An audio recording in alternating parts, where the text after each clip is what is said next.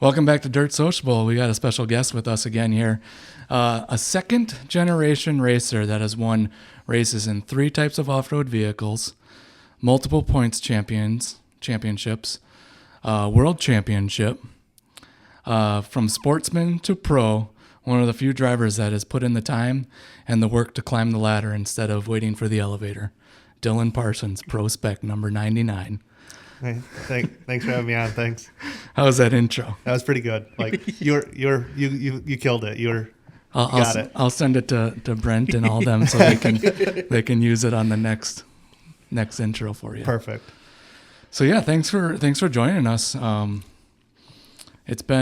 got a lot to talk about. There's been really good seasons, been seasons that have been harder than the rest. You got a lot of history, including with family.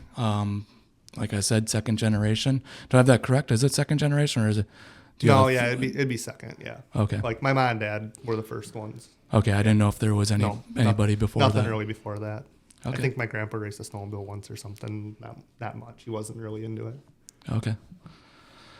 Awesome. So yeah, number 99 Pro-spec. I think the best way to warm this up is probably let's go right to Wheatland.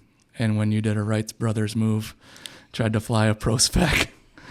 Yeah, I mean, so that was pretty much like I came into that weekend with a ton of confidence after the championship, and then like went to ERX and tested a couple weeks before, and like everything felt great. Like I posted that video a couple weeks ago again, and like at ERX just sending the big jump at ERX, and like the truck felt great, and like we only get a lap and a half of practice, and they said green white checker, so you have to go. Yeah. And that really what came down to it is we don't get enough practice to go out there and feel the track out. Like, and that's 100% what happened there. And like you have to go, and I watched the truck in front of me almost do the same thing, and at that point you can't let off. Yeah, you're already there, and it sucks. Like, I mean, you even did the extra time and you went there for testing, and weather was not very good to you, was it? No, we ended up not even going. Like, I had it lined up to go down there, and like they were getting rain every other day, and we weren't going to drive 9 hours to get rained out. Like I couldn't afford to do that. So, we opted to just run over to ERX for the day and get some time on the truck, and everything felt great. And, it just was a testament of we don't get enough track time practice wise. Like I give it to Champ at Glen Helen. We got 10 minutes of track time, and like you can show up and feel it out for 3-4 minutes and roll it and get time and then go out there. While Wheatland, new track for everyone, and I screwed up. Yeah, it still goes along with even the track conditions. There was something up with that jump. You weren't the only one that got the short end of the stick on the big tabletop. I think even the track workers were just trying to catch their own tail. I don't think they wanted to touch it. They were scared to touch it, and like the dirt bike ruts up the jump like that. Like it's a big jump, and I'm not the first one to crash off of it. I'm not the last one that's going to. 5 years ago, or whatever, when Lucas raced there was big crashes off it too, and it sucks. Like it is what it is. Yeah. Yeah, and even depending on who you talk to, driver-wise, some of them were saying on the lip there was like a divot forming in one spot, so no matter, like if you went off of it, weird. Yeah, I don't even think that was it. Like I didn't lift enough. I didn't lift because we were the second class out there, and kind of like what we were watching, the pro buggies looked like they were flying it well. So it's like, okay, and you get two times to try it, and yeah. I screwed up. Like I thought I didn't know we were going to have that much traction and that much speed at it. Like, it's hard when you get 3 minutes of practice. Yeah. Yeah. So I know we stopped by a couple times, and your crew was just killing it on getting the repairs all ready for you and everything for day 2 of Wheatland. Actually, that was day 1 of Wheatland, because that happened in qualified practice. Yeah. So what was like the biggest like hurdles to get over getting that truck back together, and then also getting yourself kind of prepared again? So I got back to the pit like about the same time the truck was getting back, and there was so many people there helping tear that truck apart so fast that like I was over here putting a shock back together for Michael Meister. Yeah. And like I remember doing that, but like it's a little bit of a blur. Like I remember doing it for him, but like and then I remember I had to build a shock for myself, and I think I got handed the wrong one because I ended up building a right instead of a left because they were brand new shocks from Bilstein, and I didn't have them totally set up yet. So, but I mean, all the R&S guys, everyone that hangs out at Van Hoovel's was over there. The Chad and Dalton from Kendo were over there, and like all day. Like Chad was over there most of the day when he could. Dalton was over there. Yeah. Connor and Taylor were balls deep, tearing shit apart. Like I don't even know who honestly all helped. I know I ran and got parts and looked around for parts and stuff like that, but we had most of the parts, and I had to find. I think I got a fan from CJ and a few miscellaneous bushings from Visser and Wood, but we mainly had everything. It's pretty awesome that you had to minimally ask for stuff, which it's great that everybody always. I don't think I've ever seen anybody say no. No. So and like, yeah, I went by CJ, and like Johnny's like, you're supposed to do as I say and not as I do. And I was asking them for a fan because I saw that CJ had that same style fan on one of his side by sides. Yeah. Yeah, that's a great comment by Johnny. So what did you have to kind of do with your mindset of, making sure that you were able and ready to go back into that vehicle? Or actually, you went into the buggy first. Yeah, so we had the 1600 buggy there just because Tyler was going to race it most of the year, but then it was kind of a last-minute deal. Like, we didn't get to practice down there, and I'm like, well, let me take this and run it. Like, just more seat time. And that's what I've learned is more seat time, the more you can drive on the track. Doesn't matter what you're in. You get better, and you feel more confident on the track. Yeah. So that's kind of where I was at. And like come Saturday, whatever, like I'm going to race the buggy. I was kind of thinking early in the morning or whatever. I'm like, well, we're not going to race that this weekend, like whatever. And then I'm like, well, I guess I'm going to race this to see if my body and I can mentally drive it. Yeah. Well, I think I went out there and ran 5th or something like that, started in back and it was fine. Yeah. So you just like riding a bike. Yeah, I mean, because that was your first time back in it after a 2 years stint that you didn't do that. Any buggy stuff? Yeah, I think so. Yeah. I just I don't know, jump back in that thing's like riding a bike. Like it's fine. Like I think I ran Crandon 2 years before that. Okay.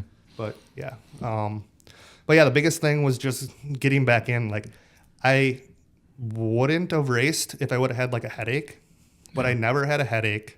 Sure, my eyes were black and whatever, but like I wasn't that sore. Like, sure, I was sore, but I wake up in the morning wrong and I'm sore. So what's the difference?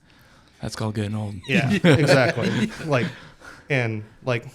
the biggest thing was I wanted to go back on the track in the morning, and like it rained the night before. Yeah. So all the shakedowns were canceled.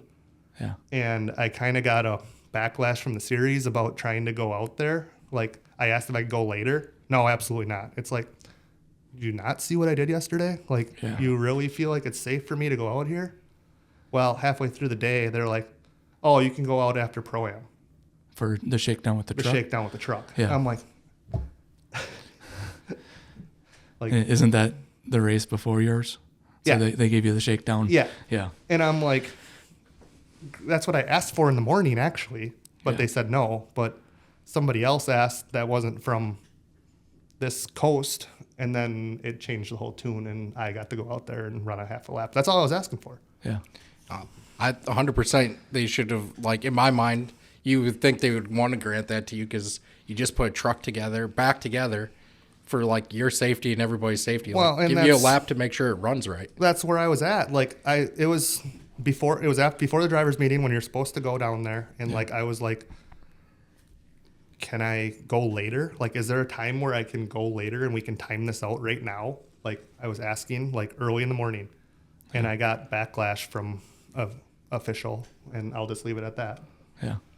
So is there any, like, was there any protocol from the series or any questioning from the series on, like, abilities to be back out There was there? not one person.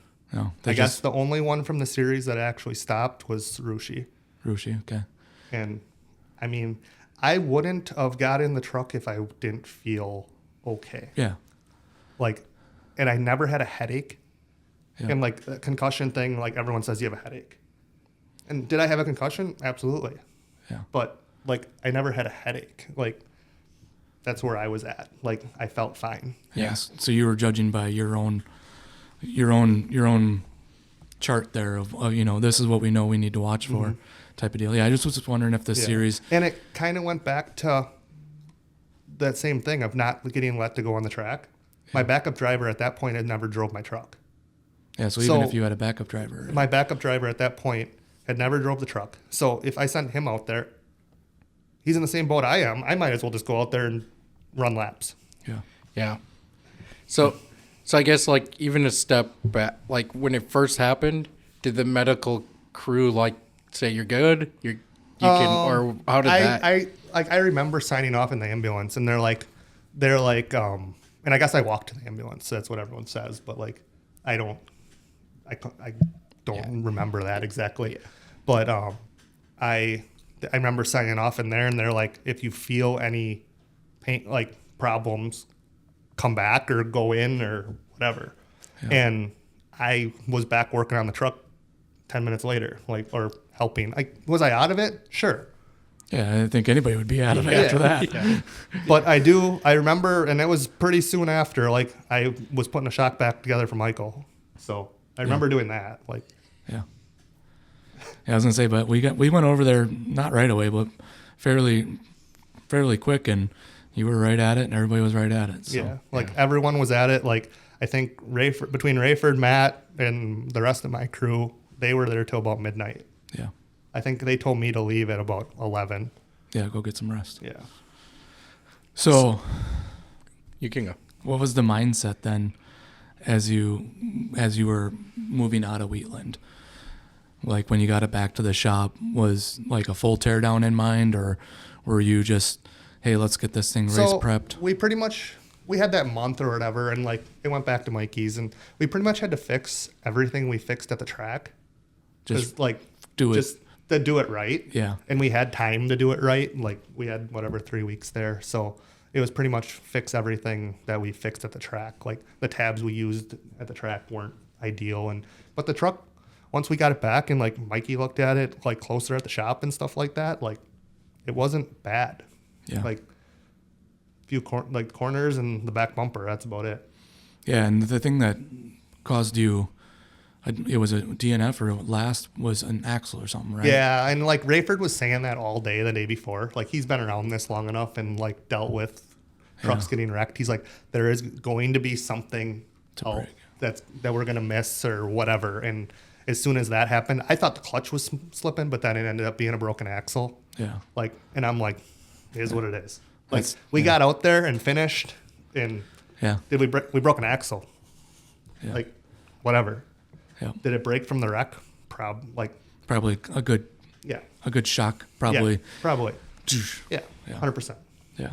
But you got it all back together. You got out there, like you said. Yeah, we made it out there, and would a lot of other trucks got packed up for the weekend? Maybe. Yeah. Like I give that to the way, like that truck was built. Like Mikey putting every tube in it. Sure, he didn't build that truck, but him putting all the tubes in it, learning from Morris's crashes and all the other stuff that Rayford's crashes. And like you look at Morris's truck or different Rayford's truck, like most of the tubes are in the same areas. Yeah, I was around for that build. I'm pretty sure he might have put almost every tube. Yeah. I mean, I've seen how many got taken out. So. Yep. And there's a lot of trucks that wouldn't have survived that. Yeah, they would have been twisted. They would have been folded in half. Yeah. Straight up. That's a good point. Yeah. So, after getting it put back together, going into Anago, like, how did you get your mindset shifted away from Wheatland to like try to get the points back on? I was fine. Like I went and tested at Anago a couple weeks before, and like I felt fine. Like I mean, I had 2 black eyes and didn't want to go into Quick Trip without sunglasses for about a week and a half. But besides that, like I just chilled and like went up Mikey's, worked on the truck, and did the stuff I had to do in the shop for other people. Like there was a lot of stuff that I come April last year, I had shocks, and I'm like, I have to finish everyone that's going to Wheatland before Wheatland, and then I'll worry about everyone after that. So there was some I had to get done before like the Mayhem race and stuff like that, and just regular trail customer stuff. So like I wasn't back at the shop working. That next week I kind of took it easy, but I was still doing whatever I needed to do. Yeah, we had that month stretch there, so that was probably the best part about that whole situation was that you at least had a month to recharge everything up. Because Anago, that's when you got second, correct? Yeah, and then I kind of screwed up after the finish, but that was. I wasn't gonna go there. You brought it up. Yeah, that's fine. Like that was like one of them things where like you go past the finish line and like you just go, Yeah. like take a breath, and then it's like, oh shit, it's slippery, like slippery. Like Yeah. if you would have drove like every other lap into that corner, I would have been fine. But like I was like, oh crap, I need to like still race through this corner. Yeah. Well, we had so much rain. There was so much slop. I was actually in the bleachers like near that corner, and it's like you just landed and you were like a half a length or maybe a full length over. Yeah. And you were just it was like driving on ice that you poured slushy on. Well, that's what it was. Is like I hit the brakes and like I was off the gas. Yeah. If I would have been on the gas, I probably could have spun out or done something. But I was just off the gas, like just relaxed. And it's like, oh shit, I have to like I'm sliding, and then you hit the brakes and it's just air brakes, and you're like, well, I can't do anything. Like I think I tried to shift or do something, and that's okay. That axle, we had a new one built anyway, and that's really all we wrecked. So it is what it is, but I don't know.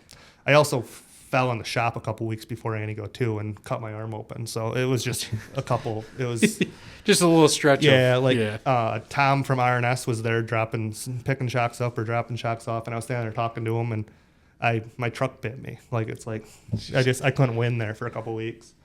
What ladder did you walk underneath? I know. Or mirror did you I didn't break? really tell anyone about that. Like I cut my arm like in the worst spot possible, and it's just like whatever. Like Yeah. But it did have to feel pretty good, after Wheatland going to Anago, getting second in that, especially that class, because it's so competitive. yeah, like for sure. And like the class is competitive. We knew we could run up front, like, and the class is getting competitive more. It's going to be this year too. Like it's just, and a lot of them kids have, I wouldn't say no fear. It's just they go for it, and you have to be the same way. Yeah. Yeah, the Pro-spec class is truly becoming a premier class. Yeah. Would you want to be in Pro-spec or Pro 2 or Pro 4 with how well Pro-spec is doing? Would I want to go to one of them? Sure. Is my budget ever going to be there? I don't think so. Yeah, I don't know. With the way that Pro-spec is prevailing itself, it really feels like that's the class where there's really good competition and a lot of people are excited to watch it. How many people are going to say they ever raced against Dale Earnhardt's grandson? Yeah, you. And that's what I'm saying. Like it's cool. Like he's going to go somewhere. Like he has the foundation to go wherever he wants. Yeah. And him being here right now, is he going to stay here? Maybe. Is he not? Probably not. But will he? I mean, he likes it. So like and really too, it's like one of the few drivers that his limitation is bound by skill only. Because he could drive whatever he wants. Mm-hmm. Yeah. So it has to be pretty cool to like race him and just like the history in there. Yeah, it's cool, and he's still a kid.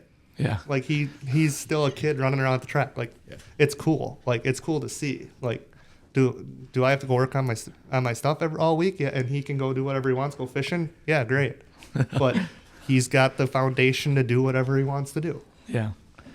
Yeah, and I'm sure NASCAR is going to be his go-to when he gets up to that point.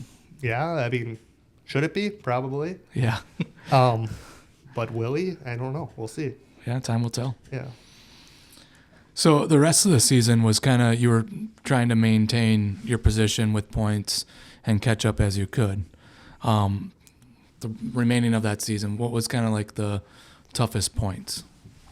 I I mean, you got a lot of tough points out in the yeah, in the beginning. there was just some, even ERX, like when ERX and like broke a rear gear in practice, had to start last in practice. Oh, yeah. Like breaking a rear gear, like I didn't know that was going to happen in practice. Like it just shit happens, and I'm not the only one that has broke anything in the rear gear. Like the specs are really hard on rear gears, and everyone's learning just because of the manual transmission and its direct drive to it. Like there's no shock. Yeah. There's no shock load like of a torque converter or anything like that. So is that something that I need to maintain more or replace more? Or Yeah, because you got Glenn Helen. Was that a gear or was that? That was a gear also. Yeah, and I think VDE had like a eighth of a lap left on what he had at Glen Helen. And I think Wyatt wrecked one at one point this year, or maybe that was Crandon the year before. Yeah. But like everyone's kind of done it, so. Got to put some more of that liquid moly super tack stuff in there, or something. It's in there, but I don't know what's really failing. It's been the same thing, so. Yeah. I think it's just I mean it's the shock load. Yeah, and you kind of drive that thing like a buggy. Like you got to keep the R's up when you're in the air. Yeah. So you're and then poof, yeah. Oh yeah, for sure. Like, and it falls on its face if you don't. Yeah, it's kind of like a two-stroke dirt bike. Yeah, that actually that's and that has a clutch that is like a damper. Yeah. Kind of. Like it's still the direct drive and all this stuff, and like, but they wreck chains. They're replacing chains on dirt bikes all the time. Like it's the same thing. Like just how often you have to replace something is what it comes down to. Like you have to drive it that way, so it is what it is. Like there probably is, like you said, a method to when you get in there, change it or maintenance it. But I mean, I don't let off. I give you that. Like everyone, I mean, I hit the rev limiter and don't let off. Like, and should I a little more? Probably, but I drove the buggy the same way, and that held up most of the time. So yeah, and I drove the side by side the same way too sometimes. So I mean, whatever. It's just your style. Yeah, yeah, and the class is still fairly new, so everybody's still finding out what happens in 3 years. Yeah, and I'm still learning stuff that we can try and do, and like you said, that Tactifier or something like that. Like, is there something different that we can do that make it last longer? Like some sawdust. Maybe that's it. I mean, it probably will be like the weirdest thing ever. Yeah, and I mean, do I have to run a different brand of gear or whatever? Like, I don't know. Like, or comes down to do you have to replace it more often?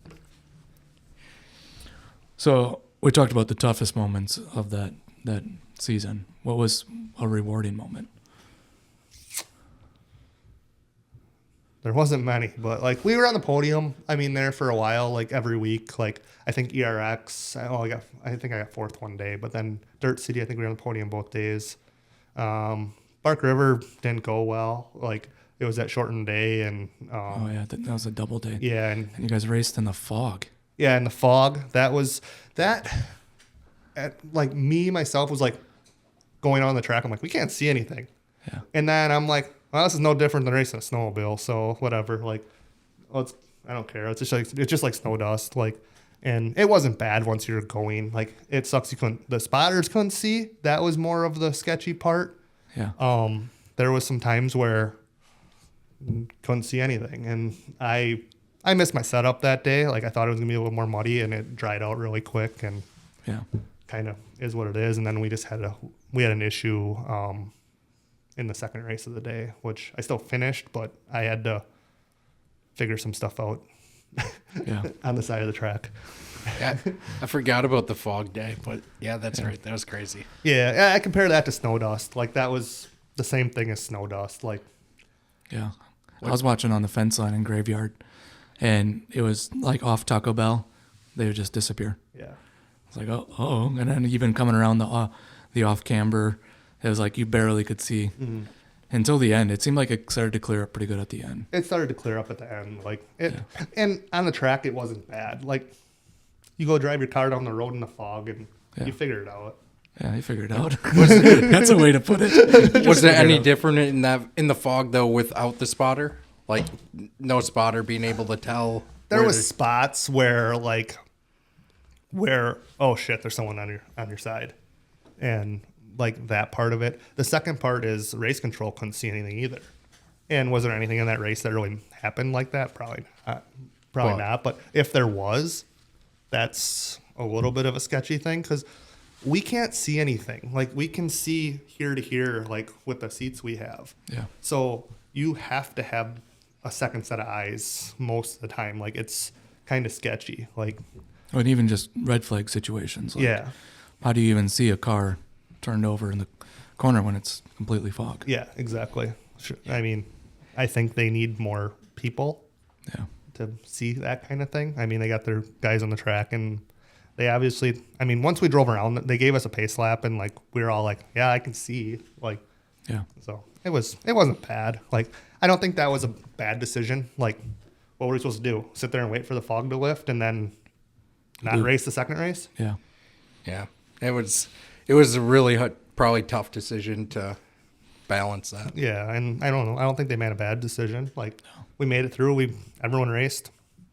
That's going to be footage and stories that people are going to tell for a lifetime. Mm-hmm. Yeah. It was cool. Like, it was fine. Like, did I have a good day? No, but you go on to the next. Yeah. Got to keep on chugging. Yeah. Yep. Yeah, and then Crandon, we made it on the podium on Sunday, but we had a truck to run up front and had to fight back from the back, and I'll just leave it at that. I don't need to say anything else about that race. That's good. I'll keep my peace. There might be a couple questions down the line. That's fine. We can talk about that later. Yeah, we'll get on that later. How was we probably will touch on this in a little bit about going to Glen Helen too, but how was it like traveling out there? Was that your first time at Glen Helen, or did you race there previously? No, I've never been to Glen Helen. That's the first time out there for anything, and like it was awesome. Like it was cool. Like, do I wish we could swing and do 2 races out there to make it worth it? Absolutely, because like it costs a lot of money to go out there, and like I had to do a lot of work of my own to get it figured all out. But with Mikey hauling Rosales' truck out there and just making it all work to make it work for me to get out there. Yeah. Like without all of that, I would have spent way too much money, and would I want to go again this year? Probably not. Yeah. Like, but we made it work, and I spent a week out there and got to a lot of industry places, and it didn't feel like a vacation. I can tell you that. Like we were bouncing around here to there every day. Like there was no day off. Like, I think that was like the coolest part. One, like the atmosphere is really cool with all the fans out there, but then the ability to get all the sponsors from all the teams. Like there's so much from like a sponsorship teams out there. So that was cool to see them getting involved in seeing races where some of them might not get to Crandon or things like that. Yeah, for sure. Like, I mean, the owner of IBAC was there on Friday. Yeah. Like, and he's from Germany, and he just happened to be in town, and the sales manager brought him out there, and then he was going to some other event on Saturday. Nice. So like, I didn't expect him to be there. Like they came to our pit and like, hey, do you have a place to sit down? It's like, crap. Like we're not set up for this. Like we're not ready for this. Like, so like next year I'll have something ready for something like that. Like, and we're still learning. I don't have I have a nice awning, but I don't have the big hospitality area or anything like that. Like I just never thought about it. Yeah. Yeah. It's not all the time you get, usually, I mean, you get friends and family that come and all that. Yeah. Like Crandon, we set up something like that. Like we set up the second awning on my trailer, and like we were set up ready for it. But like I didn't have that many guys out there, and like just a lot more work to set up the second awning, and we weren't prepared for it. But it was cool, like to go like CarTech. Yeah. Everyone orders from CarTech, but never been there. Like, is it cool to go there?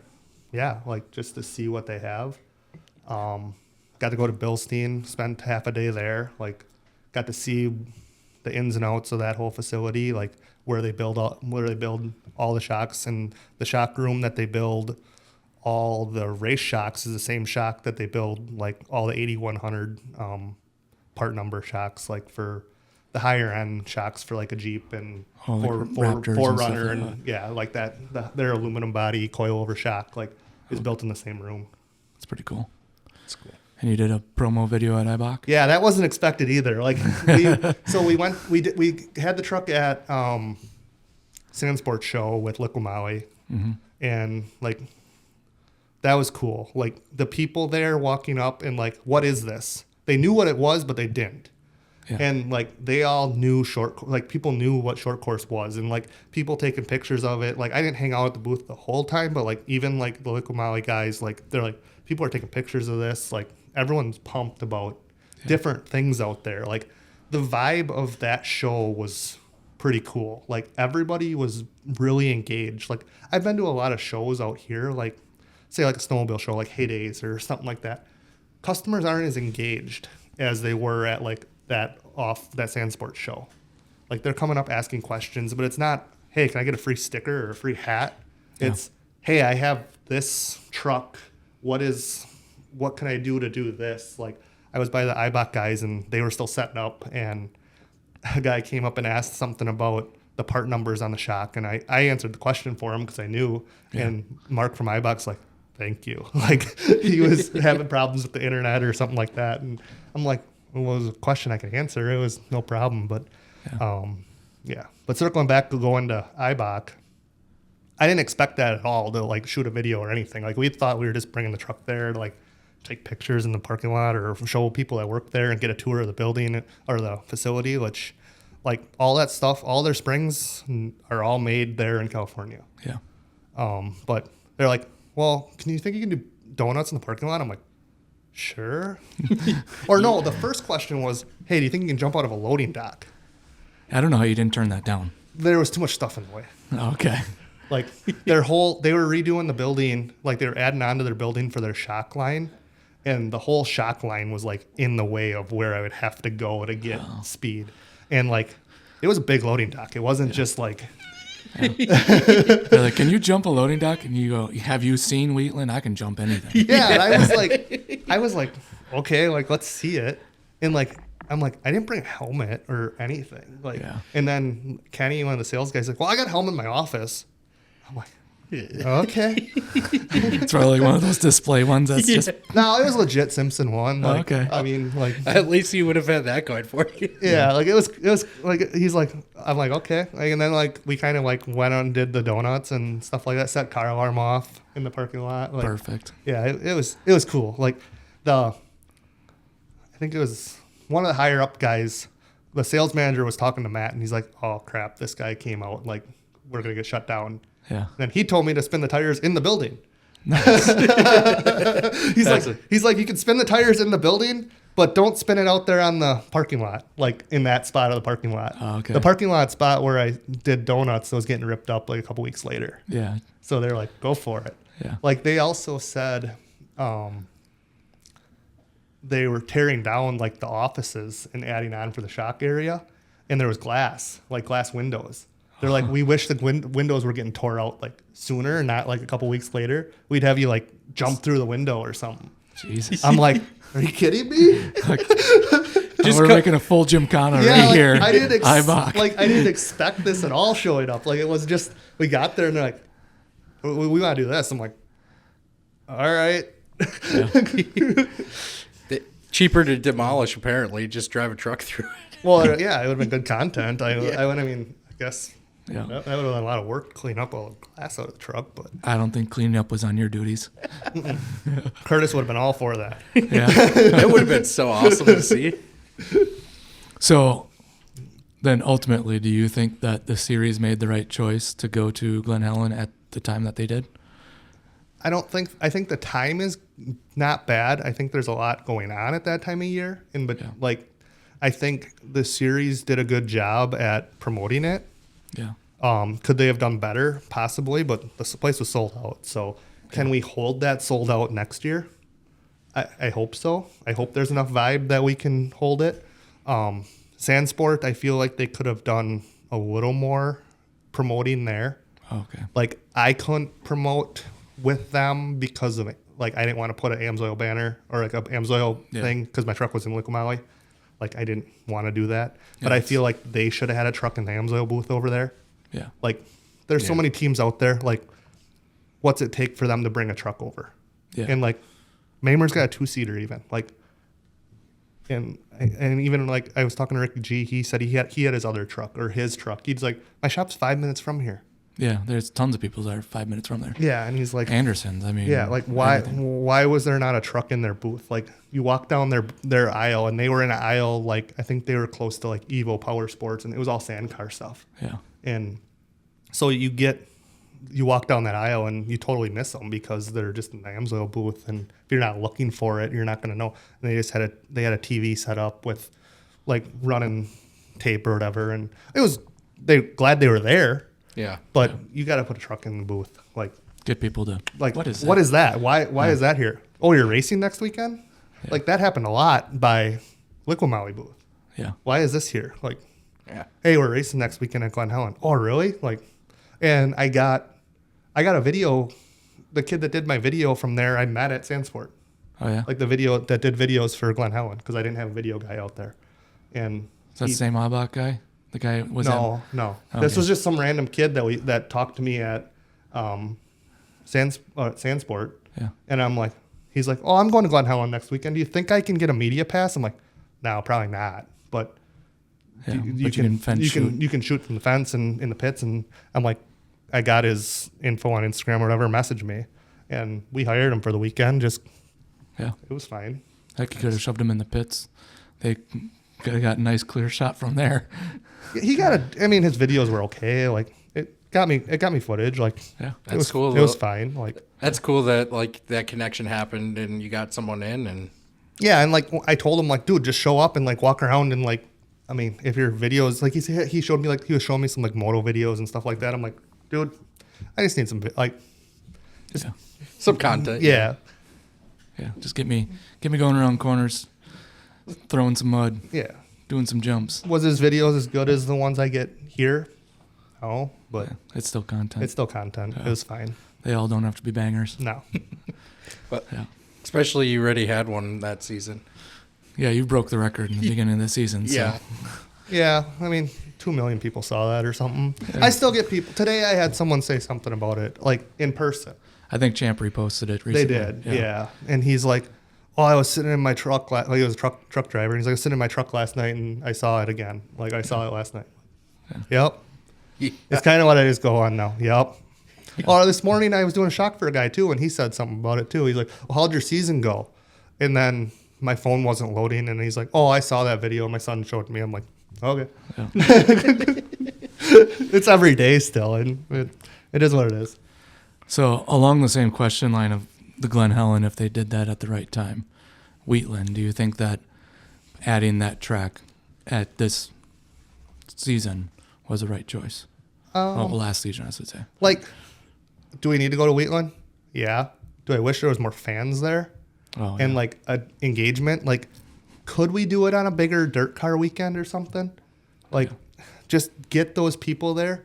Look, the facility wasn't ready for us. Yeah. The way we park and all that stuff, they were not ready for us. And I think Champ learned a little bit, hopefully, on that, and that made Glen Helen better because Carl, Jason, Nolan, Jess, they all lined up. They spent 2 days marking that parking lot at Glen Helen themselves. Like, they were out there with the wheel and measuring it all out. Like, Carl was out there. Like, we camped out there all weekend. Like, I saw how much work those 4 people did setting up for that race. It's crazy. They had no big ops crew there to set up all that stuff. Yeah. Like, Carl was putting in the blood, sweat, and tears to put that race on. I'm glad that they fixed that parking lot because I don't know when they brought the gravel in, but before that it was like rocks the size of the beer can. There were snakes out there, though. Oh, yeah. I think I heard this story. You made me fear for my life every time I went into a porta potty. Yeah. So we tested there, and where the snake was close to where Rod's semi was parked. And they had cut in across the parking lot for like the dirt bike GP hair scramble race. Mm-hmm. So I think the snake got like stirred up from when they cut that in with the grader. And then he was hiding under Rod's semi. And when Rod left is when we saw it. Yeah. That's. Yeah. Because I didn't see one the rest of the weekend. Definitely, too. Like, Alec told me the story, and I was like, well, I didn't even consider that. Like, the best part is you guys don't know where Pyburn put it. Oh shit! What do we? The best part was like he picked it up like with something and carried it out of the parking lot and put it somewhere. But we didn't really even realize that's where we put it. It was in staging. Is where we put it, like right by the porta potties there by the wall by staging. That's funny. That's funny. But I didn't even consider snakes, like, because you're so used to being around here. Yeah. Like, doesn't cross your mind. So when you said that, I go, oh, yeah, that's right. There probably is snakes. Rattles. Yeah, so like we put it by the wall, like just off to the side over there is where I sat on that wall, Yeah, probably. dude. It was 6 days before that. You don't even know how scared I am of snakes. That was the fastest you'll ever see me run if I would have seen that thing.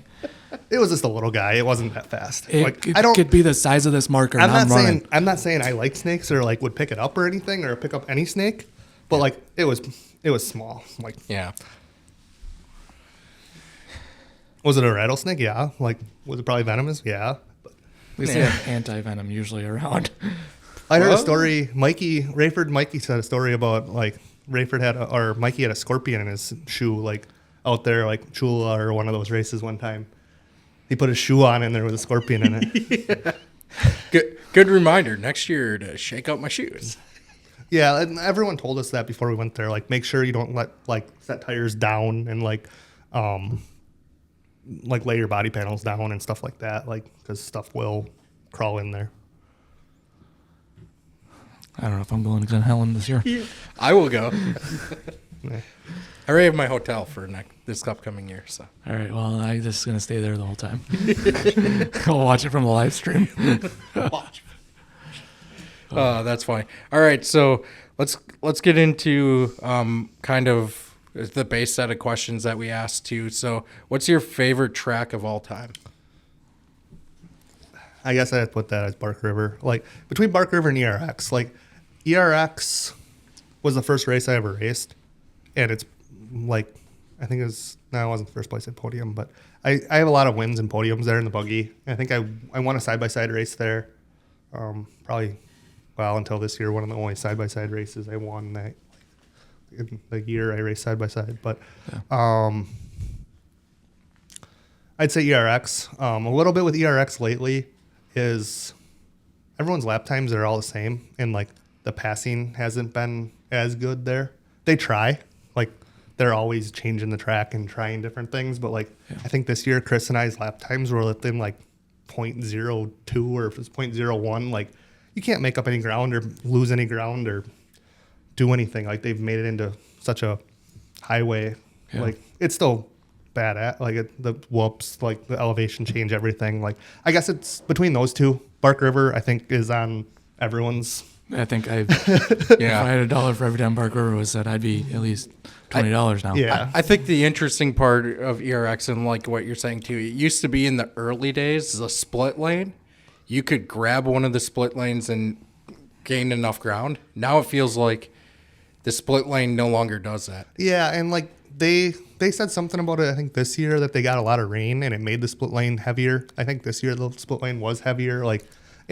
But everyone runs the same split lane because they figure out what everyone's fastest, and there isn't a big enough differentiate of it.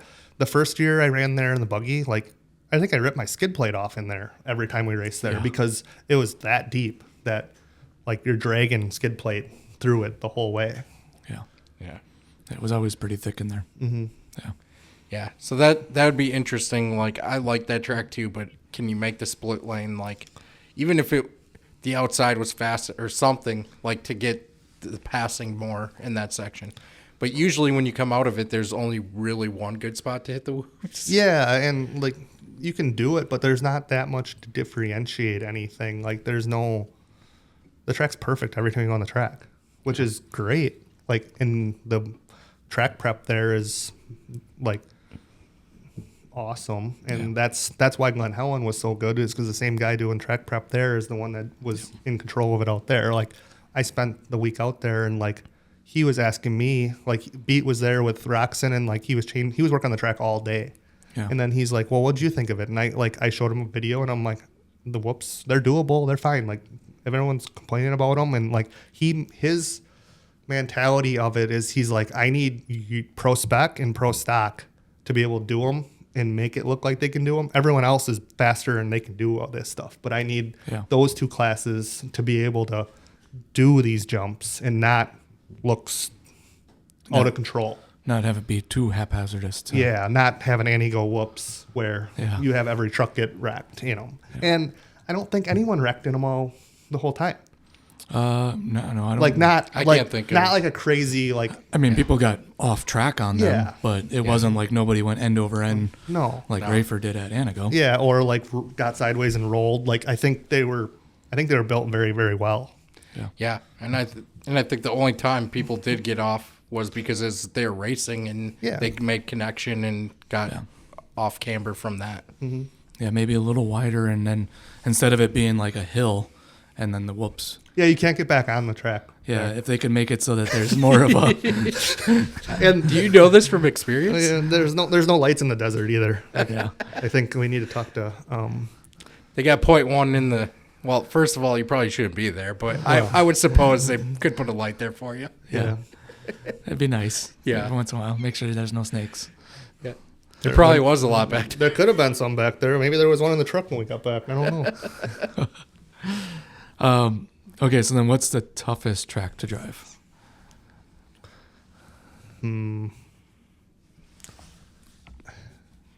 Toughest track.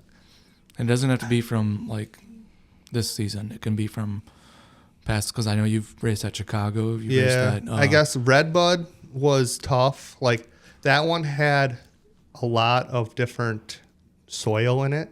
Redbud pop-up version or Redbud? Yeah, that's the only one I raced. I think you raced. I raced it with you. Yeah, that one. And that one was tough. I think that was right when I started starting to be competitive in the buggy. I think I podium both days or a day there. Okay. And I also jumped over Bruce Fraley in the air there. There's a video of that somewhere. I thought I was going to die. Was that on the step up? Yeah. That step down. Oh, no, the step down. Okay. The step down before the starting line. Yep. Yeah, a buggy shouldn't have flown that far. But it did. Yeah. I passed them. Yeah. But it was sketchy. Yeah, it was. You were in the air. It was almost the same thing as Wheatland. Yeah. In a 1600 buggy, which probably shouldn't do that. Probably. Yeah, I don't think buggies like that are meant to fly. It was close. It was the front bumper hit the ground. Jeez, it's a good thing that was soft there. Yeah, but it was like I thought I got knocked out, and then I got to turn. Yeah, it's a tight turn there. Yeah, and then the setup to that downhill was like a bowling alley.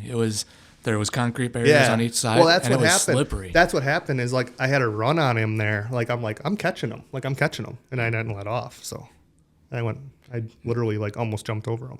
Yeah, we got to find that video. I don't know if there's a video. I think I have a screenshot of the video somewhere. Well, we'll find it. Try to clip that in. Yeah.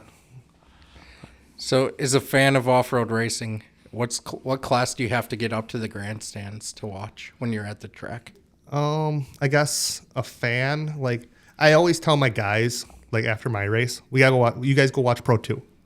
Let's take the panels off, everything, and go watch Pro 2. Pro 2 is probably the best. Pro 4 at times can be the best, but sometimes there's 3 trucks that finish. It's I don't need to watch this. I'll watch it on Flow afterwards the weekend when I'm just kind of scrolling. Yeah.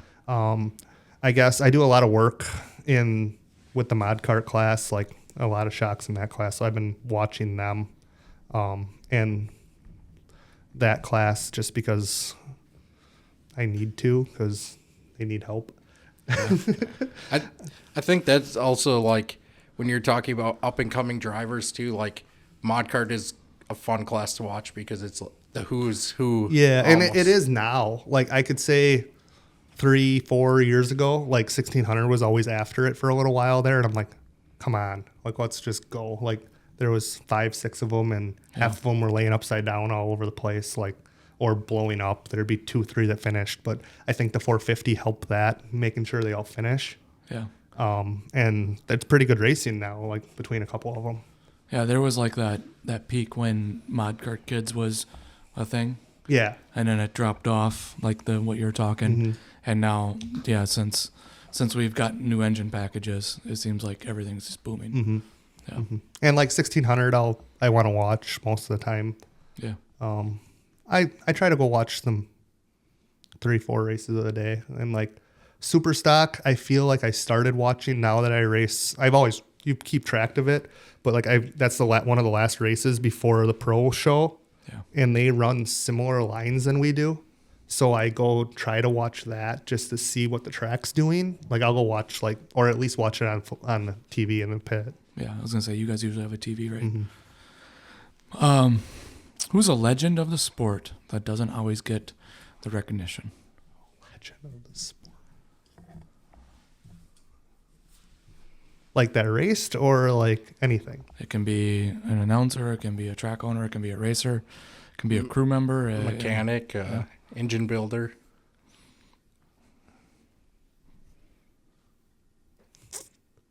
Well, I guess the person I've learned a ton from that doesn't take credit from anyone would be Mikey.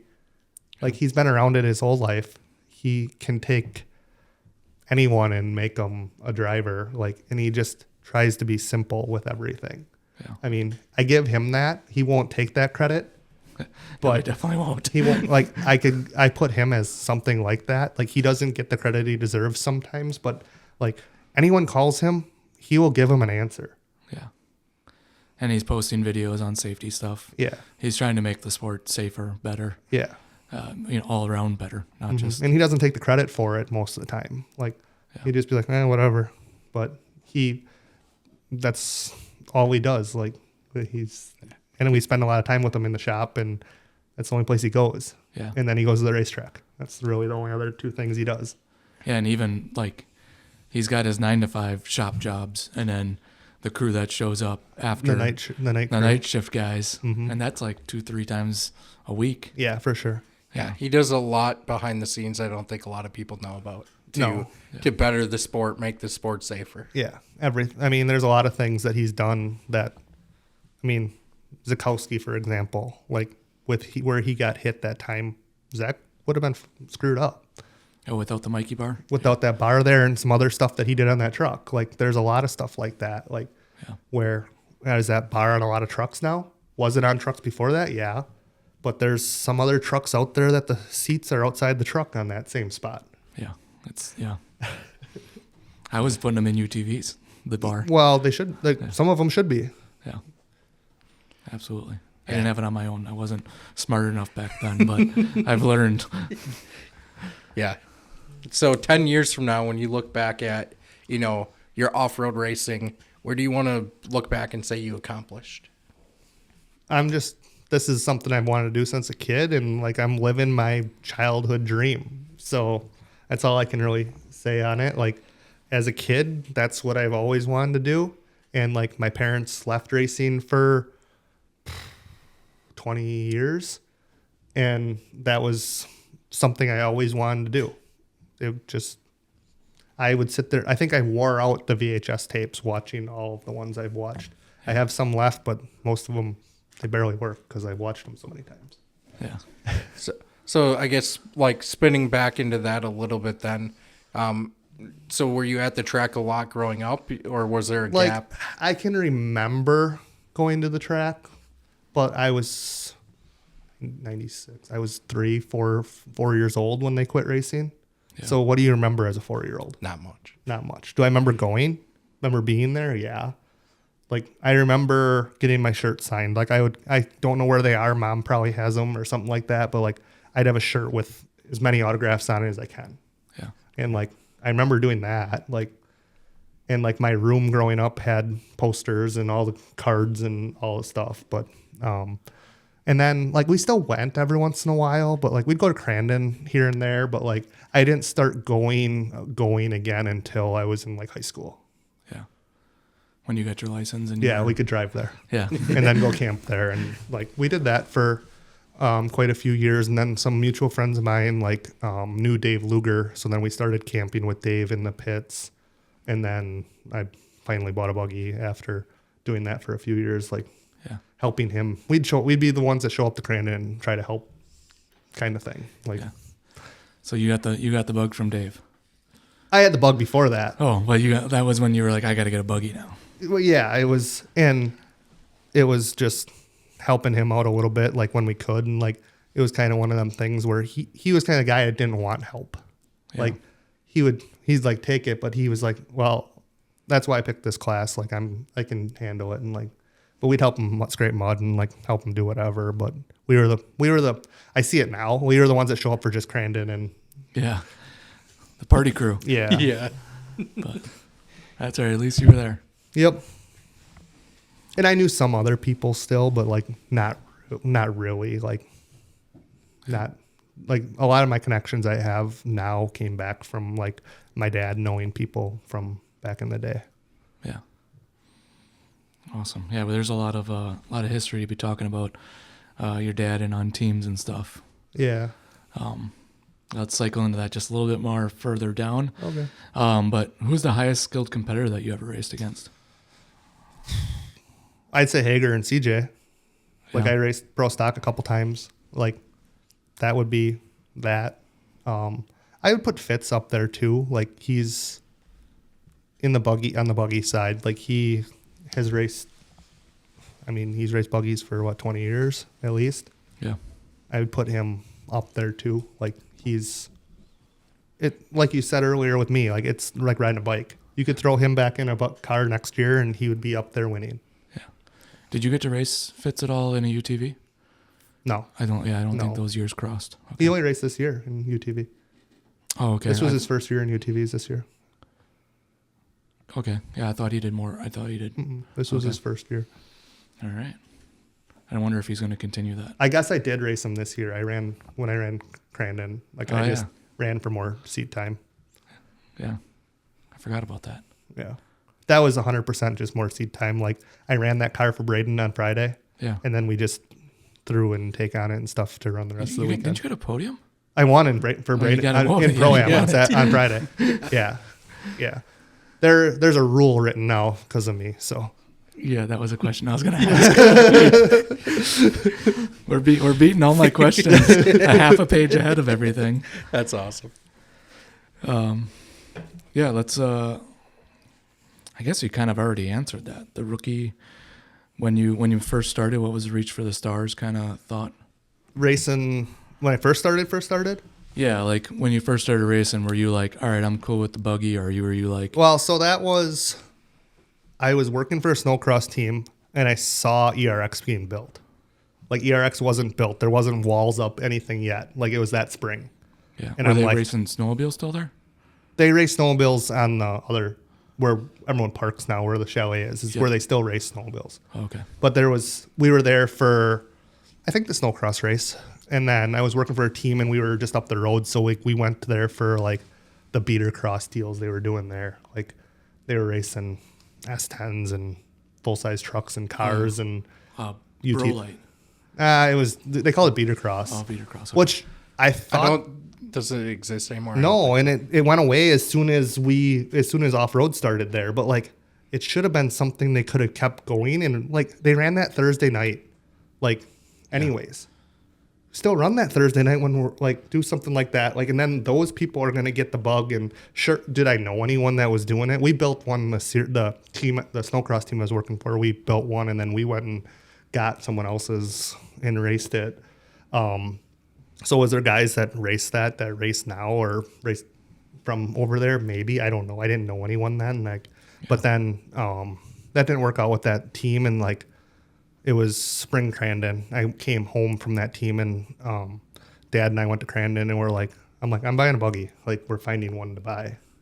And that car I have now is the one we found. Like we went there, we talked to people and like Dad's like, we're going to buy this one.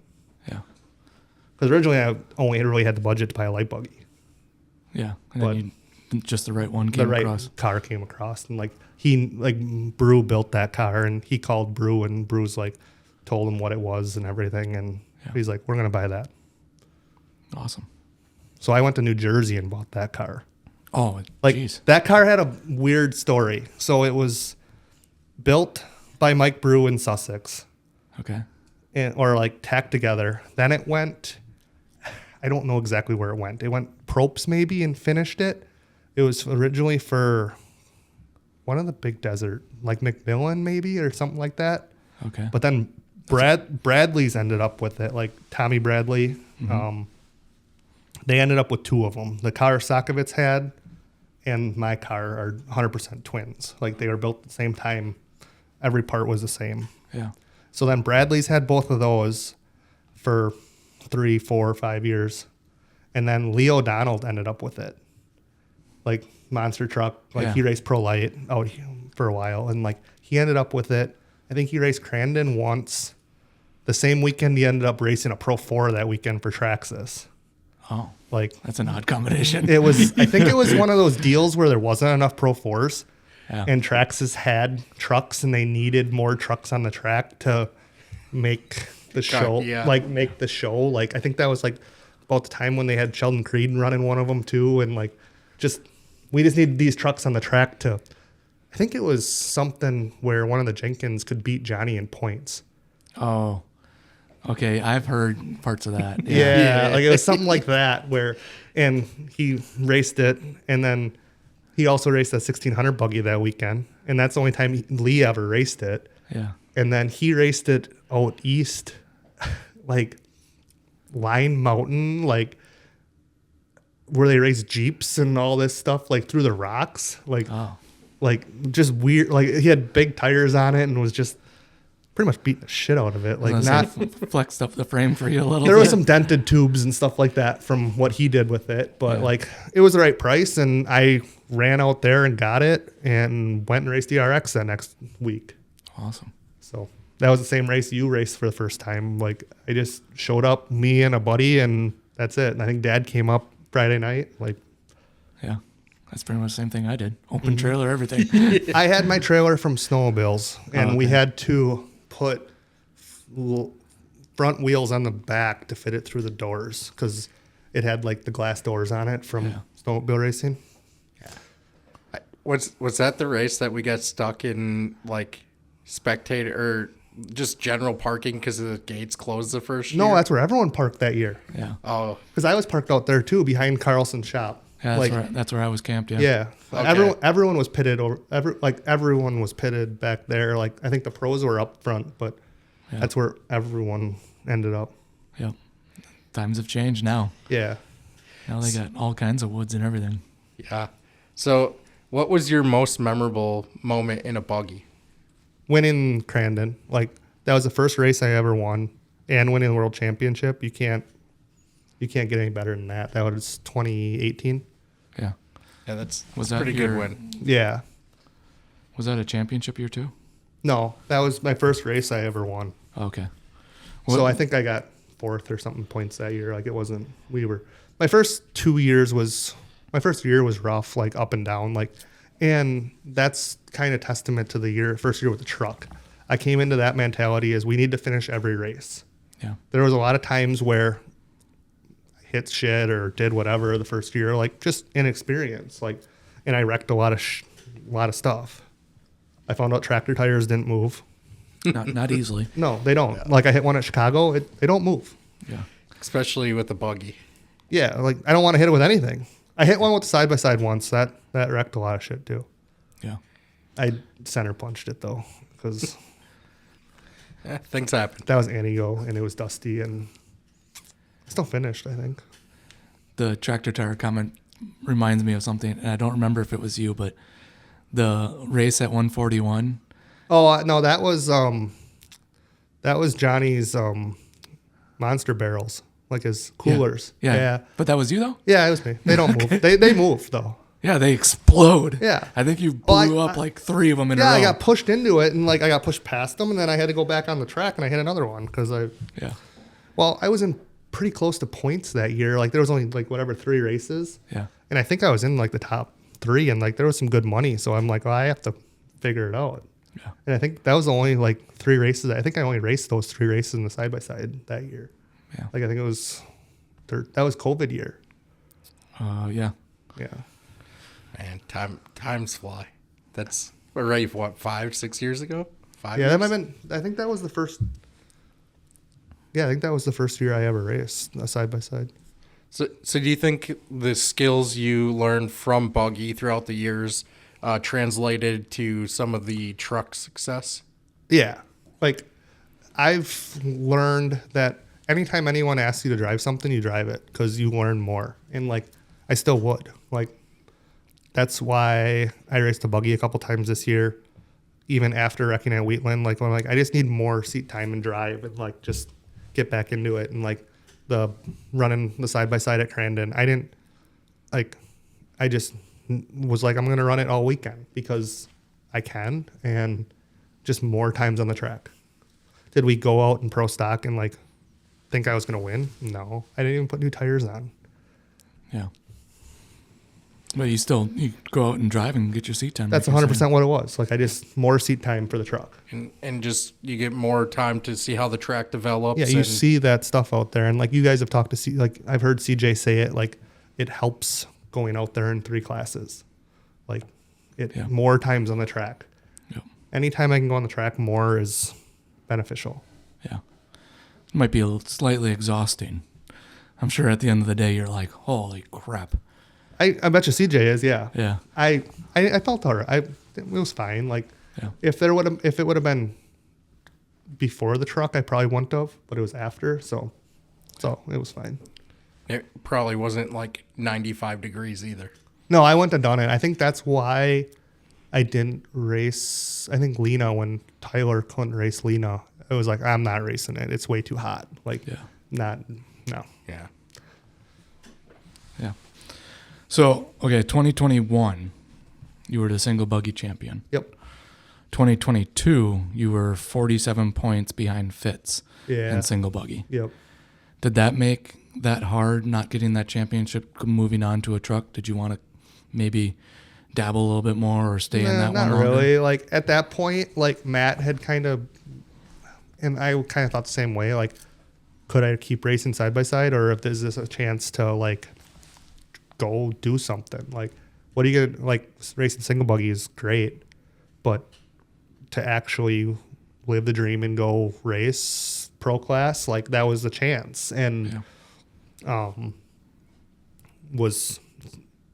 want to race single buggy more? Yeah, but we won a championship, won world championship. Like, one conversation I had with my dad, like, I think it was after I won the world championship, and like, that was something I like wanted as a kid. Like, always wanted was a Crandon ring. And he kind of that night, he's like, okay, now what? You got your ring. Yeah. I got to set a new goal. Yeah. And like, then there was the championship, and like, and it really sucked. The year we won the championship, the ring race on the radio, Matt wouldn't let me race. Like, he did, but like, it was like trying to preserve. There was 3 cars ahead of me that were all Fraley cars. Yeah. So he's like, just stay here. Yeah. And I'm like, well, I can run with them. No, you're good. And he lost a few championships on that last race, and I think Tyler has, with him swatting for him. And like, so it was kind of just one of those things, like, just chill. I'm like, okay, I guess. Yeah. Whereas winning the championship in the truck, Crandon, we came in, we pretty much had it. So it was show up and win. Yeah. Because you just had to start. So that was the best feeling of that. Yeah, it's nice when you can go into that. Yeah, you came into the weekend, we just had to start. So it was like, all right, and went out and won, like, because there was no pressure. Yeah. Yeah, it's nice when you have that, you can have that mindset. Mm-hmm. Yeah, it's always got to be tough. Like, we saw it this year a little bit at Glen Helen with some drivers like CJ, like, just maintaining or knowing you're in the points championship spot, but you have to not compete. And like, that's got to be tough as a competitor. Yeah. CJ must get, I mean, I'm not, he must get more for winning the championship than it would be for even winning that race at all. Like, it means more for his obligations, because he just rolled around in the back and just had to finish. He didn't try it all weekend. Yeah, that's, you got to set your priorities and set them up to your sponsors and yourself too. 100%. Yeah. So, big question time. Yep. All right. Top 5 greatest 1600 buggy drivers. So you gave like 1600 buggy or all both? You want to put them together? We'll put them together. All right, make it. So, like, makes it. So I'd have to say Steiny is number 1. Like, he was 1600, like the goat of 1600. Yeah. He raced here. I think he went out west. He raced Montreal against all the pro buggies. I've seen those videos. Like, that was pretty cool. Like, I wish that would be something that we could do, like race that kind of race. Yeah. And then probably Seafelt. I mean, he came back and he still, that was like you've said, like riding a bike. Like he's still the same like as he was when he started, when he was racing his own car. Yeah. Fitz raced here and West Coast both at the same time. Is there probably some more out on the West Coast that I don't really know of? Maybe. Yeah. I guess like there was some that were good in buggies on the West Coast. I mean, I think Menzies raced buggy in the West Coast. I mean, Bruce raced buggies in the West Coast. I don't know how much the stats are on how much their winnings were and stuff like that. But like you go back and watch those races, that looked like a blast. Like there was 30 single buggies on a track like Glen Helen. Yeah, that's crazy. Full I mean, even beans. what back, this is light buggy, but even Crandon, there was 30 to 40 in some races I remember. Yeah. But that's a huge track. Yeah. So getting him into the small track Like had to be crazy. that was one of the things when we got to Glen Helen, I'm like, single buggy would be fun on this track right now. Yeah. Like, yeah.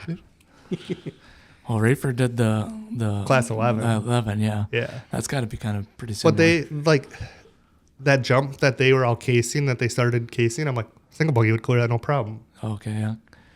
Yeah, just the weight. The weight. The cars are heavy, yeah. I think they have more power than a single buggy, though. Like, at least they look like it, but they weigh a lot more. Not as aerodynamic. Yeah.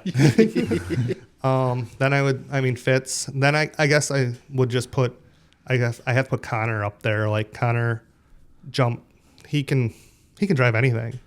Yeah. And single buggy, he jumped in and he, like with Mikey's car, and it was kind of just, I wouldn't say thrown together, but it was not all the top parts on some of these cars that are in that class now. And now his new car is state of the art. So, yeah. You said you can drive anything. I hope we can see the day that he starts driving some more things. yeah, I know. What is that? Number 4? Or was that number 5? That was 4. And then I guess Stingle, like he's been in that class, I think. Since they invented it? I wouldn't say invented it. Wow. I mean, was it 90s probably? It's been a long time. Yeah, and he's always been competitive, that orange car. Like, I remember that car as a kid. Like, I wouldn't say as a kid, but like after a while, like his car, like the Hooven style car, that the orange, like I remember that, his old car. And then this car, I mean, this car is probably 20 years old now. And it's always competitive, like, no matter what. Yeah, I think the orange has done a lot of favors too, because it's like stands out amongst. I all remember the there was 2 orange cars, because then Ryan's car was exactly the same when Ryan raced. Oh, yeah. So there was 2 at one time, and like it was the old style Hooven car, and there was a couple of them like that. They paint them that bright orange so they can't get lost. Not a bad idea sometimes. Yeah. All right, let's get into some truck talk now. So the Pro-spec, that was your first like pro truck experience, or even any race truck experience? Yeah, pretty much. Like, even working on it, like there wasn't much before that. Yeah. And that was a frame up build. Well, so I bought a roller, I guess you should say, and then when I took it by Mikey, he's like, "You want me to? What are you gonna do?" And I'm like, "Whatever." And he just started marking tubes, and we started cutting tubes out. Yeah. Yeah, we did that build series on it. And it was like, cut all the tubes out, and then he took tape and was kind of eyeballing where he wanted to put new tubes. Yep. And it's like, holy wow. Cut a lot out, and now we're putting a lot back in. But I, like, for what I paid for and bought, I used a lot of it. Yeah. And, like, a lot of the outside frame is still the same. Yeah. Who originally... So, yeah, it was Casey Curry's truck, and Pascula's ended up with, like, all of Curry's stuff. Like, they bought out, like, whoever bought Curry's Pro Light program. Oh, okay. And they raced that one truck, and then this truck was pretty much a clone of it, but they got it as, like, a roller. Yeah. Like, just a frame. And they posted it, and I stopped at Mikey's shop, and he's like, "Yeah, go buy it." and here we are. Yeah. He doesn't 4 say years later. He doesn't say go buy it often either. No. I used to run a lot of trucks past him because I wanted to kind of transition too, and it was always, no, you don't want that because this. You don't want that because of this. Yeah, so for him to say, yep, go buy it, you better run to the bank and go get what you got to get and get to it. Yeah. And it wasn't like, for what I got, was a pretty good deal, like as far as parts. Did I spend a lot more doing it? Yeah, but like there was a decent amount of parts there that I used still. Yeah. That makes sense. So when you're determining the new number for the Pro-spec, how did you end up on 99? So my parents' number was 1199 in class 11 and then 699 in class 6. And then I ran like the 699 as a snowmobile just because of the class 6, because I wasn't going to run 199 on a snowmobile, just because of Pastrana. Like, I'm just not that kind of person. Like, so that's where the 99 came from. And like when I came to single buggy, 99 was taken at the time, so I had to pick something different. Yeah. So like going to 99 like was just going back to that. The original. Yeah. Nice. That's cool.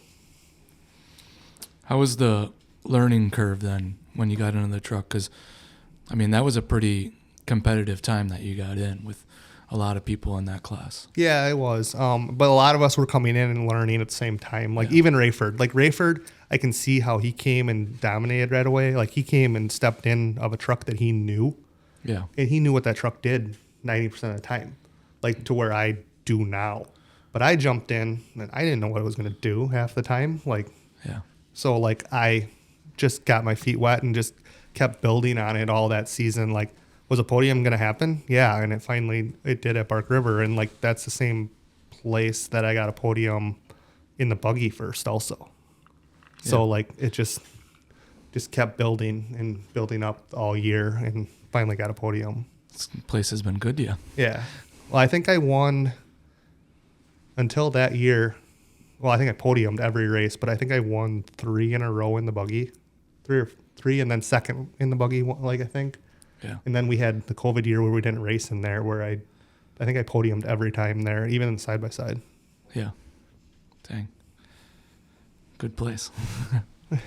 So I know we touched on this a little bit ago, but recently for the upcoming season, we learned about a rule they put in place, and you were talking about the importance of seat time. How do you feel about the rule that's now in place, just preventing people from, that are in the pro class going back into the sportsman class, even if it is for seat time? Yeah, I think it's fine. Like I did it as a backup driver most of the time, but it was for more seat time, and like I'm fine with the rule. The reason I did it is because I could. And like the rule needed to be written there, like if that's what they wanted to do. Like if they didn't want the Pro-spec and Pro Buggy guys running any sportsman classes, that's what they needed to do, and they wrote the rule. And there's more to that rule. I think that there's 2 parts of that rule, and I believe the other part is more of a hindrance, like with the mod cart kids not being able to race both. Yeah. And then super stock, I believe there was some guys that had some problems that couldn't. If they want to race both, like I don't see a problem with it. Like, Yeah. like it's a big undertaking to race 2 classes, especially like that. And like I didn't want to even race 2 classes. I just did here and there races, and there was times where I raced and I was like, in the first year I think I raced the buggy at Crandon, like there was points on the line. Wasn't gonna mess with that. Like I think Fitz was gonna win the points championship, and I think I started behind him for the cup race or for the ring race. Yeah. And he's like, you know, like in for points on this. I'm like, yeah, man. Like, I'm here to win a ring. I'm not trying to. Yeah. Like, I'm not gonna mess you up. If there's a situation, I'm not gonna mess you up on that. Like, am I gonna race you hard? Absolutely. But if there's a situation, I'm not gonna screw it up for you. And I think like Connor went first and I got second that race. I don't even think Fitz was on the podium. Yeah. It's not like you were like, hey, I'll see you back in Argonne. Yeah. No, there was nothing like that. Like I was like, no, I'm gonna pass you on the straightaway here, starting from the back row. Yeah. Yeah, I think My 2 cents on the rule is like maybe they need to go with like a probationary year or something. Because I do understand mod cart kids. I think the mod carts kids should be able to. Yeah. If they can't race the whole season, if they're not going to race the whole season in Pro-spec, they should be able to race whatever races they wanted to and whatever races they feel comfortable racing. It's a big step. Yeah. So if they feel comfortable racing, say, Lena or ERX, or if they feel comfortable racing Crandon, like, let them. Like, yeah. But I guess my thought on it is if they race a whole season in Pro-spec and mod cart, then the next year they need to, hey, all right, time to decide, are you staying in mod cart or are you moving up to Pro-spec? Just because it almost becomes unfair to the mod cart kids when you have another driver getting all that seat time. Yeah, but they're the same car. Eventually, you age out a mod cart. Yeah, you age out of it. And then what's the real age of Pro-spec? There isn't one. It's whatever But champ decides. Do I have a problem with it? No. Yeah. But there is no age of Pro-spec anymore. It used to be, was it 16, 14? Yeah, the ruling was like, because it was considered a pro vehicle, so I thought you had to be 16. And CJ had to do that. Yeah. They didn't give, I mean, maybe he didn't because there might have been some shenanigans, but Yeah. he had to do it. So why? Yeah. Yeah. And am I against it? Absolutely not. Like, I think it helps, gets more drivers exposed, gives them an Yeah. opportunity, keeps the truck count going. but the mod cart kids should be able to race Pro-spec and even if, as long as they don't race, I guess if you want to say they don't race the whole season, Yeah. sure. But like, I went and tested with Avery when they got that truck from Chad, and Steve looked at me when I was there at ERX, and he's like, "Do you think she can race?" I'm like, "Absolutely, she's fine." Yeah. Like, and she went podium the first weekend. Yep. So, like, it didn't, like, if they're ready, Yeah. they should be able to race whatever race they want to race. Yep. And really, other than testing, that's the only time you get to know. And there's another one I went and tested with, and like, I think they were going to try to race later in the season when I think that rule wrote it to where they couldn't now. Yeah, it's got to be The first two. They can race 4 races. It's got to be in the first 2 weekends. Which this one, I didn't talk to them about it, but like their mentality was they were going to test some more Yeah. this spring and early summer and then try to come out later in the year. Yeah. Yeah. And I think that's like the smart way. Like if you don't feel you're race ready, you shouldn't have to rush it because of the rule says the first 2 and then weekends. the rule's saying you have to go to like the first 2, so you have to take your Spectre Wheatland. Yeah. Also, there's the loophole of Glen Helen because the Sportsman series would be wrapped up, so you could do technically the first 2 and Glen Helen. I heard something rumbling about they didn't want guys to jump in just for Crandon. Why not? They let the guys jump in from California to Crandon in every other class. Yeah, how many superstars do we have jump in Pro 2s and Pro 4s? Yeah. And Pro Lights? Yeah. Like, if I want to race my 1600 buggy at Crandon, I have to start last anyway. Yeah. Yeah. Yeah. And sometimes that's a bigger challenge than anything. Mm-hmm. But I guess the other part of the rule as far as backup driver, would you, as a light buggy guy, want to race against CJ when you're in the top of your game? What? Get a best score of the best against the best? Yeah. Like, And get a good gauge of where you're at in your career, or because he's going to jump in something, he's going to be fast no matter what. But Yeah. is he going to jump in a car that he knows and like you know your car?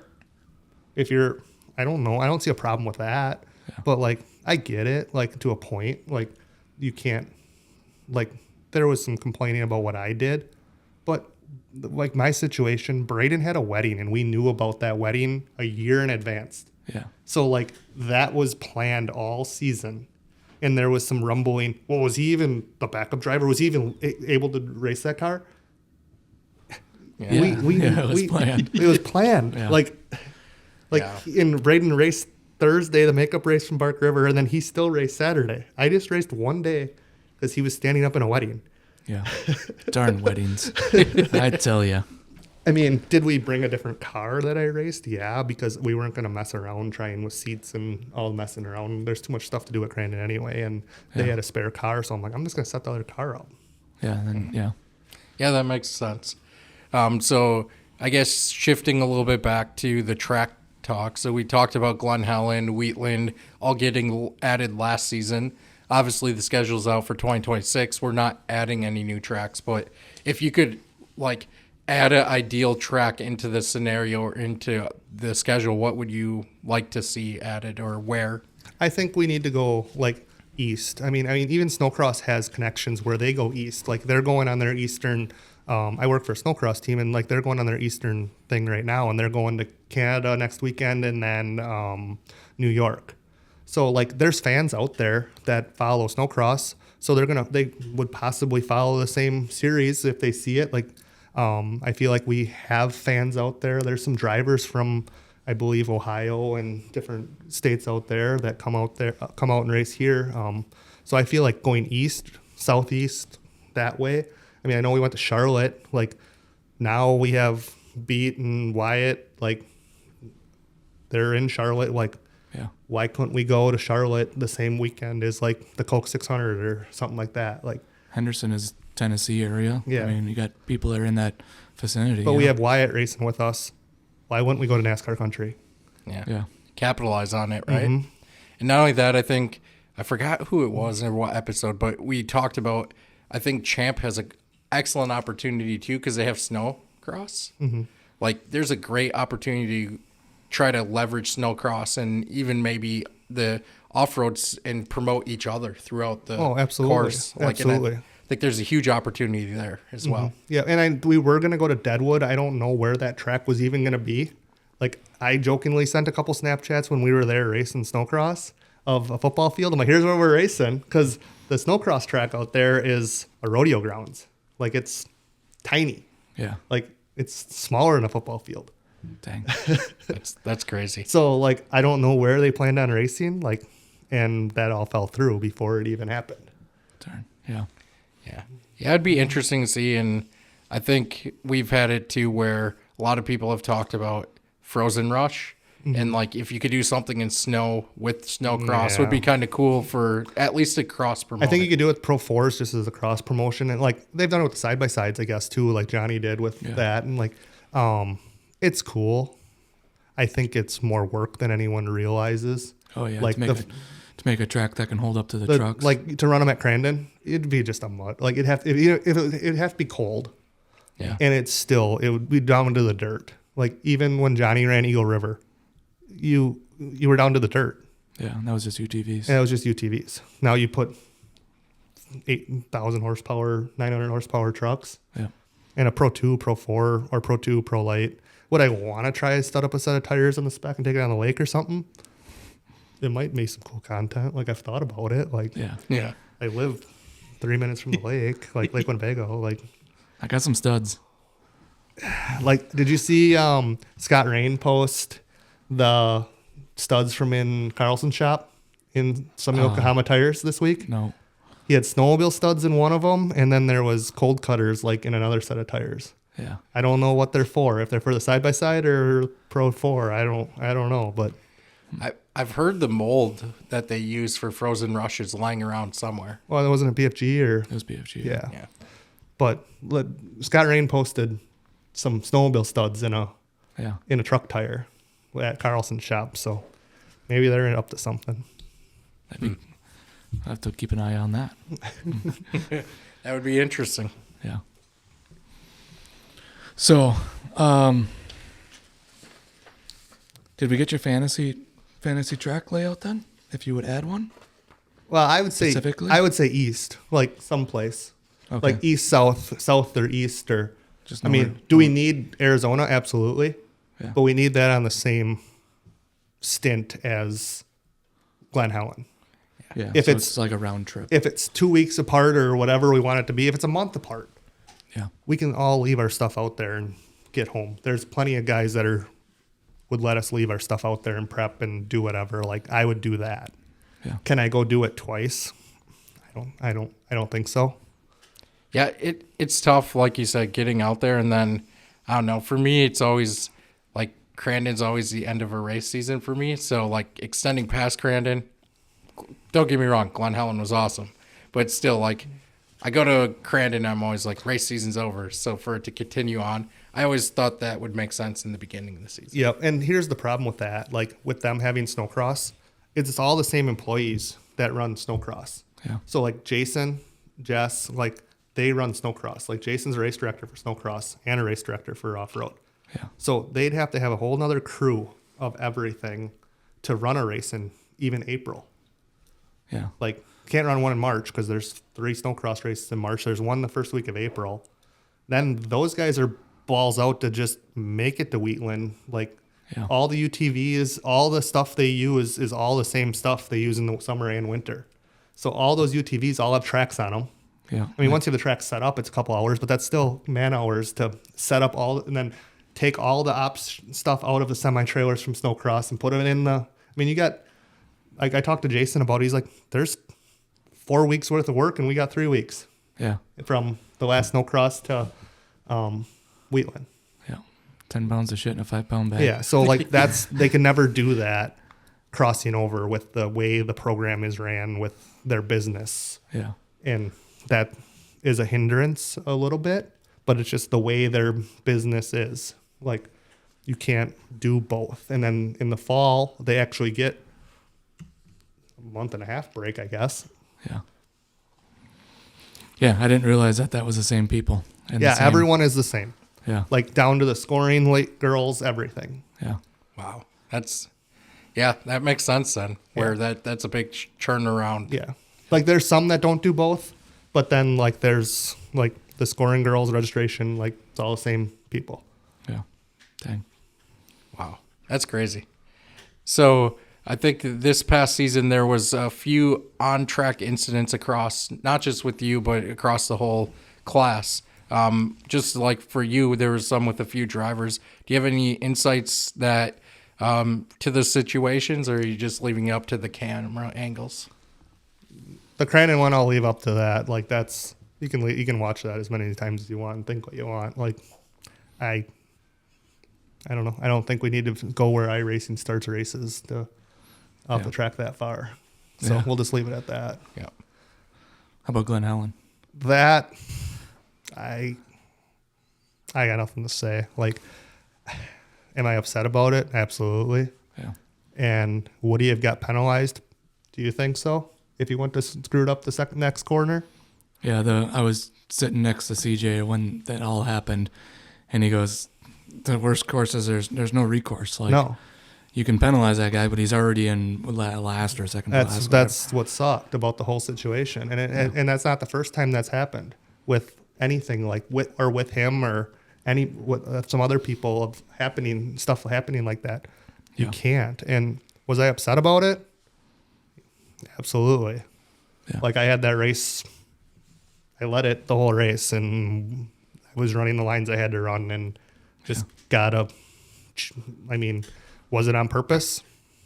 Hopefully, I not. don't know. Yeah. Was it a cheap shot? Yeah. Like, I mean, There was 3 laps to go, or like 2 laps to go, 2 but laps. it was every corner. It wasn't Yeah. just that. So like there wasn't, it was multiple times. And like, there was never a, hey, number, whatever, knock it off. yeah, Like, Yeah. like, And I'm sure too, like we talked before, it makes it tougher too because at least I know for you and other drivers, you had a lot of people like sponsors and things like that to be leading the race, and that happening is always tough. yeah. And I put in the work to be there. And like, I came into that race with trying to be confident at the end of the year. And like, I felt good about it. Like Nick and I have respect for each other, like off the track. Like I have no problem with them.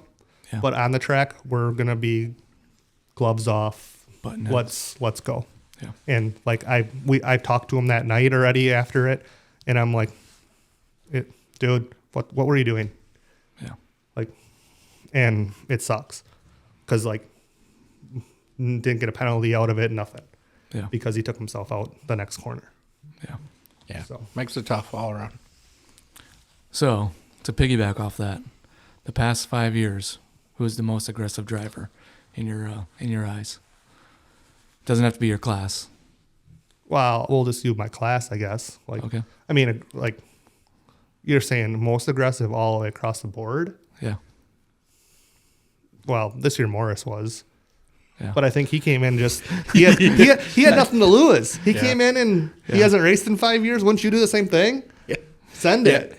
It was definitely an eye opener for me because no one else was doing that. Yeah. Like, Yeah. and it was too like a lot of people were like, "Wait, who is that?" Because like you said, it hasn't been 5+ years, and a lot of people might not even known who he was. So it's like, wait, who is this person? Where did he come from? I mean, I give him respect for doing it. Like he showed him what he could do. Like, I mean, was there time? I didn't pay attention that close to what was. I mean, as far as my class, like Nick and I will lean on each other, but has there ever been a time besides Glen Helen where we really took each other out?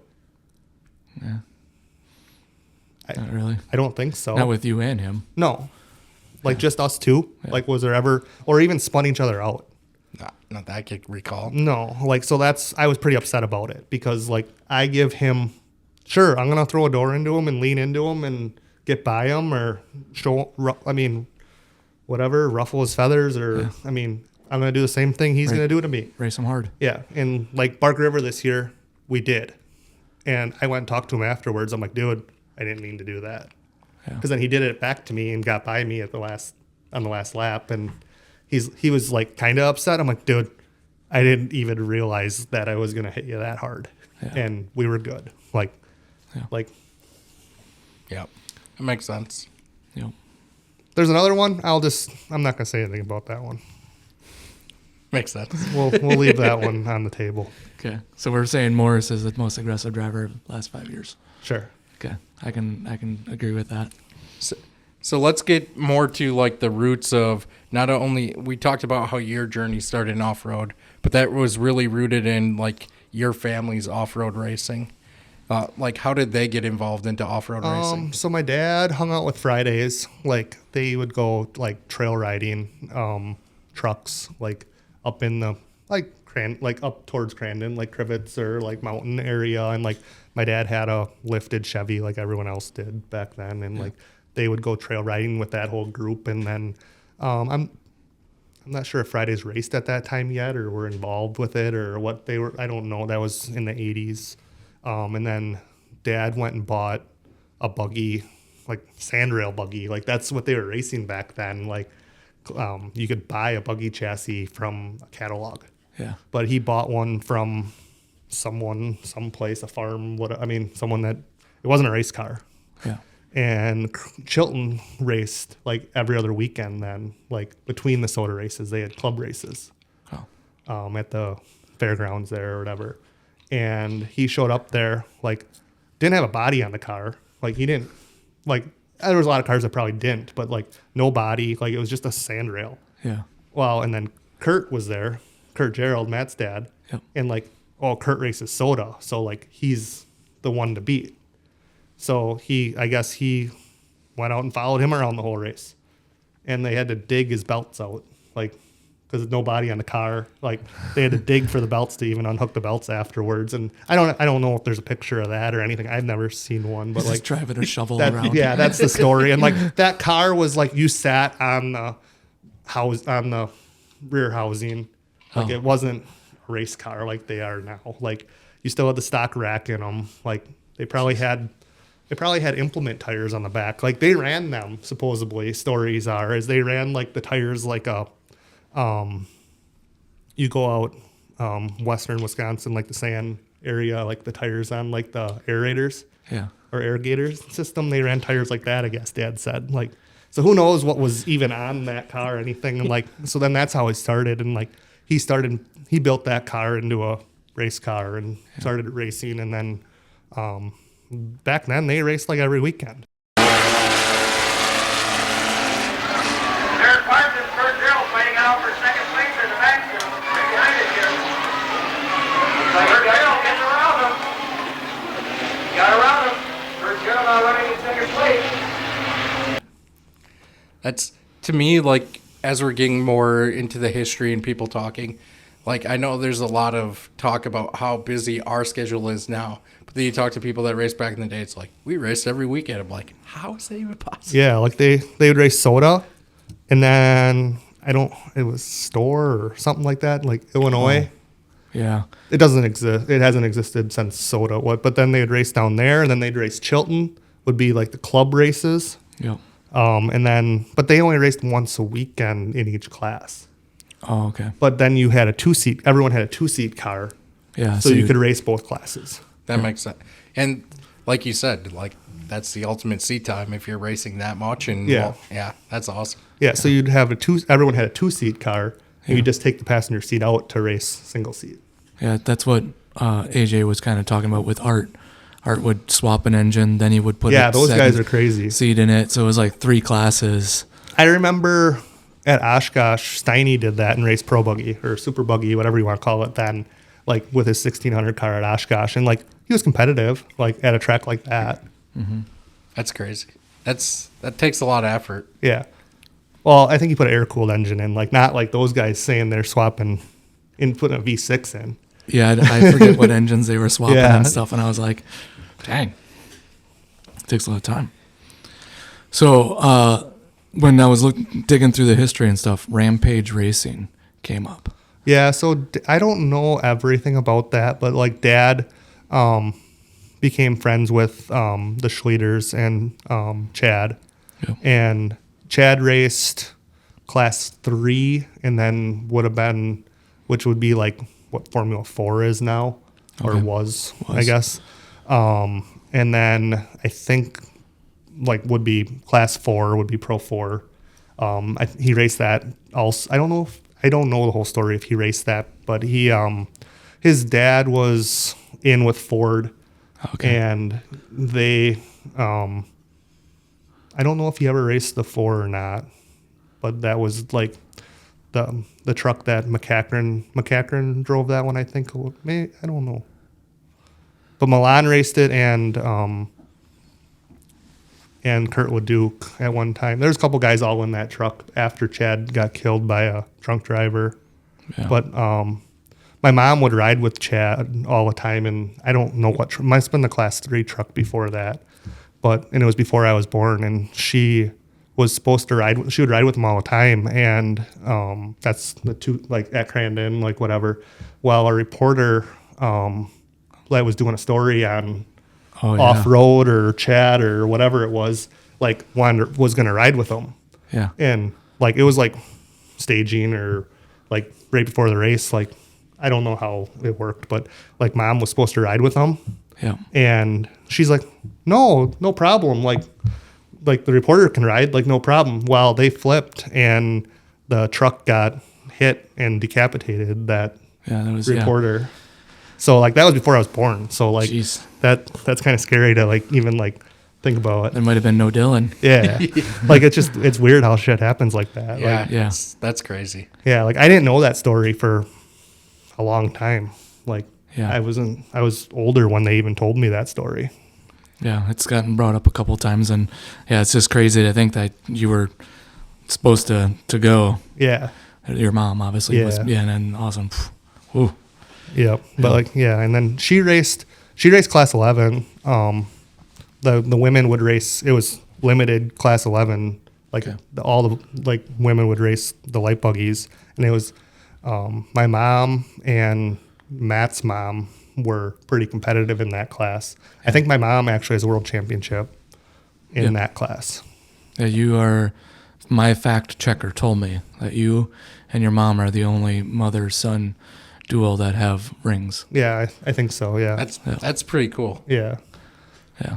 That's what my fact checker says. Yeah, that's and I think it was 89, and I think she won a championship too in the women's class. Like I found the Dusty Times, and it was Chris and my mom were like winning every race on that Dusty Times that I found. Yeah. Like they were like the results, but it didn't show like all the results. It just showed the winners of like the women's class. Yeah. And like it's so crazy. Like when you find old books, I forgot. Was it Mark maybe brought in some old books, and you like looking, and you're like, holy crap! There's race results. Yeah. Like, give me a copy of that, because finding race results from back then is so challenging now. Yeah, yeah. Like I found in the Dusty Times like a little bit of that. Like, and like she actually raced class 11 against the guys at Burke River one year. Yeah. Like Dad had to work, and she took the truck and trailer up there, and Jeez. people helped her do whatever she had to do to get it on the track. And that's back when they started, 30 cars wide. Yeah. And she said she just let everyone go. Like she wasn't going to mess with that. But then there was guys that, this is just story, I don't know, but like told my dad when he got there, like, she can't race with us ever again. Like,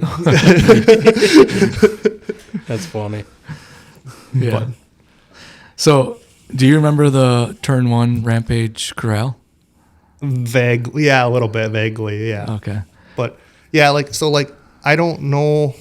So Dad raced the Class 6, and he got that somehow through Schleter. I don't know the whole circumstance of how that was, but like the Ford Explorer just come out when he built that. Like that was 91 or 92, 93, right around in there. Like the Explorer was brand new. So Yeah. I had one. well, Wait, you had a Ford? Yeah. short story, I found that truck about, I think 5 years ago now. Oh, yeah? And we showed up with it. Like, actually, one of my crew guys, Johnny, found it and, like, put a post out there looking for it. And it ended up being, like, next to, like, in a building next to Jeff St. Peter's shop. Really? And, like, Dad had gone to Jeff St. Peter's shop since I started racing buggies multiple times, like, having him do engine work or, like, heads and stuff like that. And, like, we went and found it. And just a Friday night, whatever, I called him. I'm like, where are you? And I had to, like, he's like, and I'm like, okay, we'll be right there. Yeah. And pulled up with it on the trailer. And because he's always like, I don't know where it went. Like, Yeah. and we found it. Like, and so I have it. Like, should I do something with it? Probably, but I decided to race trucks. That's pretty cool. I think Crandon this year is going to have another one of their, like, throwback I know. deals. I need to do some. If there's time allowed, I need to. Bark River, they want to too. Oh, yeah, that'd be cool, Yeah, too. but like his first thing was like, "What'd you pay for this?" I'm like, "It wasn't like it was missing." And the guy never raced it. Like he bought it, and he like blew it up like before he ever raced it or something. Oh, jeez. Because it had a V6 in it. Oh, really? Yeah. So like that's kind of why I was hesitant on the whole Pro-spec thing. Yeah. Like at first, like even the first year, I'm like, I don't know, like because like Dad built that truck as a kid when I was a kid, and then like quit racing because the class never took off. Yeah. Like he built that V6 Ford Explorer, and that's like what the manufacturers wanted was like what built into Pro Light, like 7S was the Rangers, the Nissans, like all that. So then they wanted like, well, their sport utilities were coming around, like the SUV, like those just started coming. Yeah. That was the beginning of SUV. So they wanted to race SUVs. So he built one, and I don't think another one really got built besides maybe a Blazer, or there wasn't much. Like the class was all those cars that still raced 5 years ago. It never took off. So was that a 5.0 then? No, it was the 4.0. Oh, it was a V6. 4.0, okay. Yeah, and I don't know the whole story. Like it had custom parts to make it. Yeah. Like I don't know what was true and what was not. I do know they put Weber carburetors on it. Oh, geez. Like made an intake. Yeah. And that intake came with it. Like the engine's gone. I don't know, but that intake I have That's pretty somewhere. sweet. But like I don't know. Let's get her back together. Let's put her on the track. That's at least that's for pretty like cool. the classic deal that Yeah, I Brandon know. does. Even just to get it, you don't have to get air with it. Just Well, you kind of have to at some point. I suppose you have to. Yeah, like I got it that year, and like that was the year of like the 50th or whatever, and like that fuel cell out of it ended up in a good old boy's car, but like it was junk. Like it was a bladder, and like I'm like, well, just put this in there. Like yeah. Makes sense. So where does Shock Tech fall into the history and so it kind of goes back all the way to Dad racing back then. Like back when they first like started racing, like they were just putting shocks from hardware store or auto parts store on the buggies even. Yeah. Like they were running whatever shock you could go buy at Napa. Well, Fox came around, and I think between him and Kurt and all of them, like started putting Fox shocks on the 11 cars.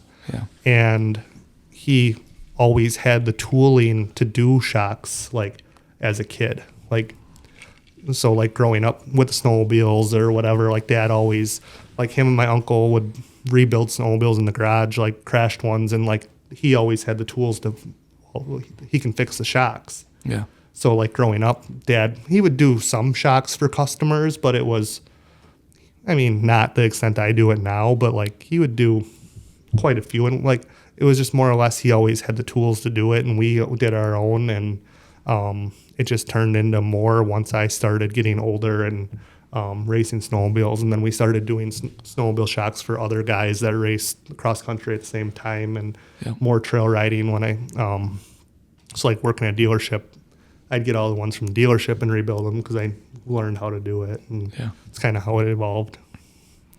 So, like, where is it today then? Like, how? Dad's still involved a little bit, but it's pretty much, that's my business. Like, that's what I do every day. Yeah. So mainly UTV snowmobiles and some truck shocks. Yeah, mainly UTV snowmobiles and, like, quite a few truck shocks and buggies. And, Oh yeah, buggies too. yeah, like, I'll pretty much help anyone at the track that needs help with shocks if they want to. Yeah, I've never seen you or your dad turn down anybody. No, like, if I can help them, I help them. Like, most of the time at the track, it's more, I need to get it. You're going to race tomorrow. Like, I may not be 100%, but if I can take it back to the shop, like, I'll figure it out. Yeah. I mean, you did start it off by saying the story how you crashed the truck and then you were redoing somebody's shocks right afterwards. Yeah. So Yeah. that does fully translate to that. Mm-hmm. Yeah. And, like, do I know shocks as good as some other people? No, but I'm always willing to learn. I think you just learn by not trial and error, but by adjusting and observing. Yep. Yeah. So what's the biggest difference then between racing back in the day and racing now? And when I say back in the day, it doesn't even have to be like your parents' racing time, because when we're looking at the time span, back in the day is now when you started racing buggies. I guess I would compare that to the same as it is now. Like, I wouldn't say it's much different when I started racing, like, till now. Like, the UTV boom happened, and, like, that's something I wanted to do. Like, I worked at a dealership that sold UTVs. Yeah. So it was, I want to do that. Like, I had the buggy, but, like, I wanted to get into the UTV. Like, I felt like there was a good market to get into. Yeah. And I think racing the UTV that I ended up racing helped me get to where I am now. I sold that to buy the truck, so. So that helped, yeah. Yeah. Which, you were at 2 dealerships in this time span of the off-road. Yeah. One was mainly like water sports stuff. No, it was a big snowmobile dealership, actually. snowmobile, Yeah, okay. like, we did a lot of water sports stuff too, but, like, that was all the way across the board. Like, they had 5 lines and Okay. five different manufacturers, and That's a lot. it was a big dealership. And then just wanted to change, so then the off-road thing, like, got me.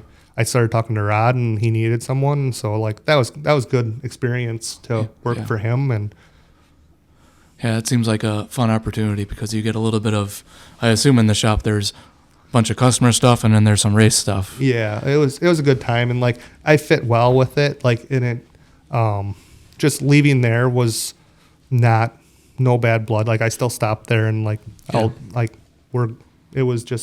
wasn't working for what we both needed at the time. Yeah, and you were evolving the shock tech world, so. Yeah, like, it kind of was like one of them things where, like, you're at work and you're like, you have work at home, Yeah. and it's like, I need to do this stuff, and you start thinking about it, and, like, and then the day came where, like, let's do it. Yeah. Just got to take that leap sometimes. It's a scary leap, but you got to do it. And now you got your own shop and your whole line of customers, so. Yeah, like, I mean, the snowmobile customers, even, like, I don't advertise a ton because I have so many that come. Like, if I advertised, like, I'd be underwater. Like, Yeah. I mean, I was doing them this morning for a guy I met at 9:00 this morning. Yeah. Like, I met him at the shop. Like, he needed them done today, and I stopped on the way up here today, picking some up at a dealership. So. Awesome. So, in your mind, has off-road racing reached its golden era? Like, has it come and went by, or do you think like the golden era of short course is still in our future? I guess it depends what you consider the golden era. Like, I guess was core the golden era. Like, I don't know. I wasn't around it. Do I wish I was? Like, yeah. Seemed like it was a pretty good time. It seems like it was a good time. Like all the stories, like seems like it was a good time. The multi-million-dollar like operations, like seem like the average. Like even like your podcast, having some of these guys on here, like the average guy could get a deal and make it work and do it. Are we trying? Like my team's small. Like I still have to work on shocks, and I still work for a snowcross team for the winter, like just trying to get stuff done. And like, then I work on my own truck all day. Yeah. I don't have a crew of guys, and like, and there's others that are like in our class that are doing the same thing. Yeah. I think a lot of people are still like blue collar. Yeah. Like 9 to 5. Yeah. Like, or trying to do like what I'm doing. And like, there's not, the ones that are really making it work, unfortunately, have rich parents. Like, is it a bad thing? No. Was there the ones like that in the golden era? If Core's golden era, Yeah. there was. Yeah. There's a lot of them. There's a lot of them. Yeah. They were still there. Was there guys like Driver making it work? Yeah. Yeah. Yeah. I think you need that yin yang. Mm-hmm. Like it's not like a line in the sand that these guys are against these guys, but you also do kind of feel that motion that there's the privateer guys and then there's the, heavily funded guys, and everybody's trying to compete for the same thing. Yeah. It's And David versus Goliath. I mean, I say Johnny had made it.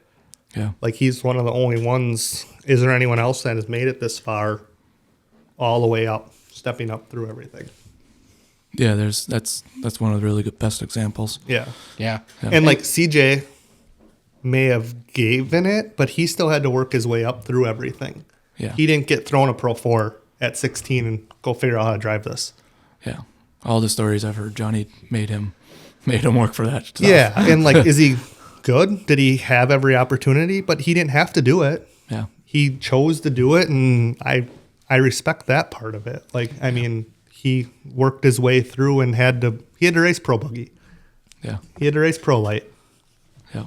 He had to, I think too, it's like when I go back and think of quote unquote the golden era, it's like, was there a lot more factory funded teams that weren't just side by sides, things like that? Of course there was. Do I think we can get there again? Hopefully. yeah, like I think the division of the series hurt that. Like between the Amsoil Torque days and then Lucas. Was Lucas? I don't know how big Lucas was there in 2014, 15, 16 era. Like it seems like it was pretty big. Yeah. Like there was a lot of factory sports. Every energy drink was involved. Every suspension brand was involved. Not just the shock suspension stuff. Like you had every lift kit company, everything. Yeah. And unfortunately, like now, they don't have to prove that on there. They can go give a kid a lift kit for his truck with the 20-inch wide wheels and rubber bands, a free lift kit, and he's going to post and get just as much engagement. Yeah. That was my next lead and my next question. Do you think social media has changed the landscape of the off-road sport in general? I could say I'm not like great at it, and I have help with it. Yeah. But like the yes, absolutely. Like you have to be an influencer of some sort or whatever it is. Like you don't have, like, does racing and results help? I think so. Yeah, I think everybody still wants to win. Every company, the companies that are involved, that are actually involved, want you to win. Yeah. The ones that are just, oh, that's cool, we're marketing this or that, or they don't care. So has social media changed the sport for the better or for the worse? Well, I guess I would say it's we need social media. Like I'd say it's better. Yeah. Like I think it puts more eyes on it that we need. Like that video of Crandon making it on Barstool Sports or whatever. Yeah. Did that help our sport? I think so. Yeah. Like it sucks to say like off-road is the best kept secret or whatever. Like it is. It's true.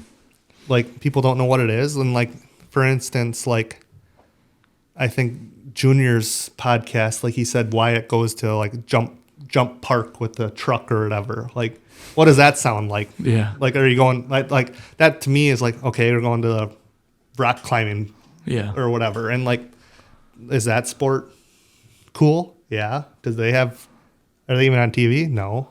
Yeah. And I can't find them. I can find them on YouTube. Yeah. But yeah, I think, we just work on brand awareness for the racing series, and it'll keep on growing. Maybe Junior can say it's a short course race instead of jumpy truck park. Yeah. Whatever it was. Yeah. I do think too, like the amount of exposure you can get is huge. Like you said, it's Barstool, but it's also continuing the exposure. And like, I think teams do a really good job, like your team as well, like getting content out.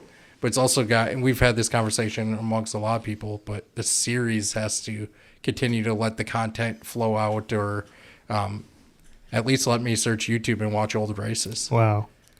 I don't know, that whole rabbit hole of that. And like you talk to them about that and like the flow thing. And Yeah.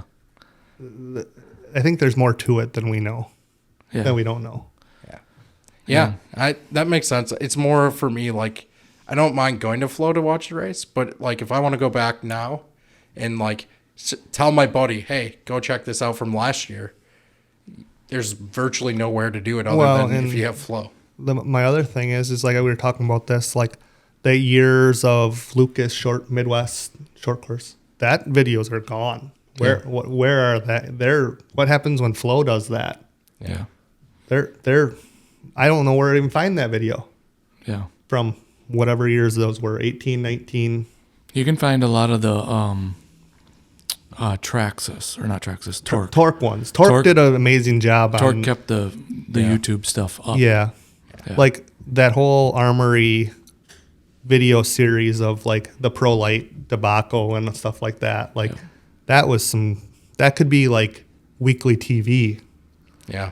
Yeah. For guys like us. Yeah. But that goes back to my point. Like, if we want to build sponsorships, get people, like, even if you go to a sponsor and you go, oh, yeah, check this out.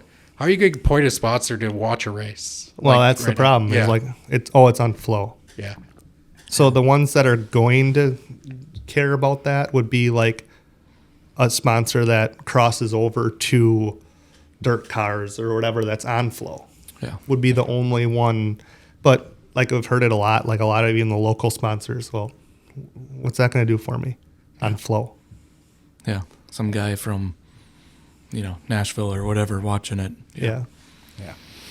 So what do you think the number one thing that the series should do to become even more long-term series? I don't think they're going anywhere. I think Carl is, I think he's making the steps. Like it may be baby steps sometimes. Yeah. But like Glen Helen that was more than a step. That was, let's go. That was I think that was a step off a cliff and let's find out if we got a parachute. Yeah. Hopefully we can do it. And like he put in the work to do it. So like, would the step next be, unfortunately, like Lena was never built as a pro track. Yeah. Like, and like, do we need to, and you've talked about it before, like Lena and Anigo, could we have 3 races there a year for the sportsmen? Yeah. We're all going to show up. Like, even if we're not racing, Yeah. most of us are going to, if you ask us to, or I think I would go anyway. Yeah. Like the whole year with the 2 series thing a couple of years ago, I kind of looked at the schedule. I'm like, well, I'm still going to go to all these other ones that I'm not racing, but I can't race 10, 12 weekends or whatever it is. Like, Yeah. Hey, you just got to pick what you're going to race and then go watch the rest. Yeah. Or ultimately, your buddy races these, you race those. Well, and like, help each other. like the Dirt City Mayhem. I went all weekend. Like, Yeah. I'll go. Like, go do whatever. Like, Yeah, it always finds its way on my schedule. Like I like watching racing, and I think that's a really good point of opportunity too. Where like you saw at Glen Helen, it was the pros. Like where else can we go? Pros, and like start getting more tracks in where we don't have to always bring 30 classes. Well, and it just makes the day longer, and it also makes is when you say the 30 classes, it makes all those workers, they're up in the spotters tower or in staging or scoring for what, 12 hours, 14 hours? And sometimes in like insane heat. Yeah, and there's no rotation on that. So you go stand in the spotters tower for 12 hours and tell me how you feel. I go up there for 2-3 races and it's like, holy shit, like, Yeah. so you put those guys up there. By the time the end of the day is, they don't want to talk to anyone. Yeah. Like, I feel like they could rotate those guys to give them, sure, they get a 10-minute break when they're grooming. That's not a real break to actually, like, Yeah. think. Glen Helen's schedule, I don't think I heard anybody complain about that. That was Like prime. drivers were like actually going out and doing promo stuff and being excited about it. And the vibe of even the workers were better there, too. Yeah. Yeah. But it's hard to, how do you just say we're only having 6 classes? Wow. That's what comes down to. Like, what do you do? Crandon, you almost have to. Yeah. You can't. What are you going to do? You have to do that. Yeah. And like Sunday is 6 classes. Yeah. So, and you can't do that every race start on Thursday. No. I feel like the kids, and we mentioned this to Carl, I think at SEMA, and the kids could race Friday night, all of them. Yeah. The whatever there is now, 6, 7 kids Yeah. classes. Yep. Yeah. There's got to be all of 7. Yeah. They could all race Friday night. All of us would all come up and watch it. Yep. We're all there. Sure, there won't be as many fans. But if all of us say, hey, we're going to go up and watch the kids tonight, Yeah. the kids will like that. Yeah. The only flaw I see in that is now you got to get every kid there on Thursday. Who's or- not there? They or can still Wednesday. practice Friday. Yeah. Because how much is it really to turn around a kid's cart? Yeah. I'm just saying, like, now you got to get them out of school and get out of work. School's They're- mostly done. But they're already there on Friday anyway. Yeah, that's true. So what do we do Friday night? Besides Lena with the yeah. Oh, the parade. Thunder parade. Yeah. Thunder on Main. Yeah. But some of the other races, like they did run the kids Thursday night at Crandon. Yeah. So you run all the kids Friday night, and then you split those kids classes on Saturday and Sunday to, like, that would free up, 3 hours a day? yeah. Yeah. Yeah, that's a good idea. I mean, the only thing you do when there's no races going on, you might race pit bikes, but Yeah, They that's frown it. upon that at Yeah. ERX, though. Yeah.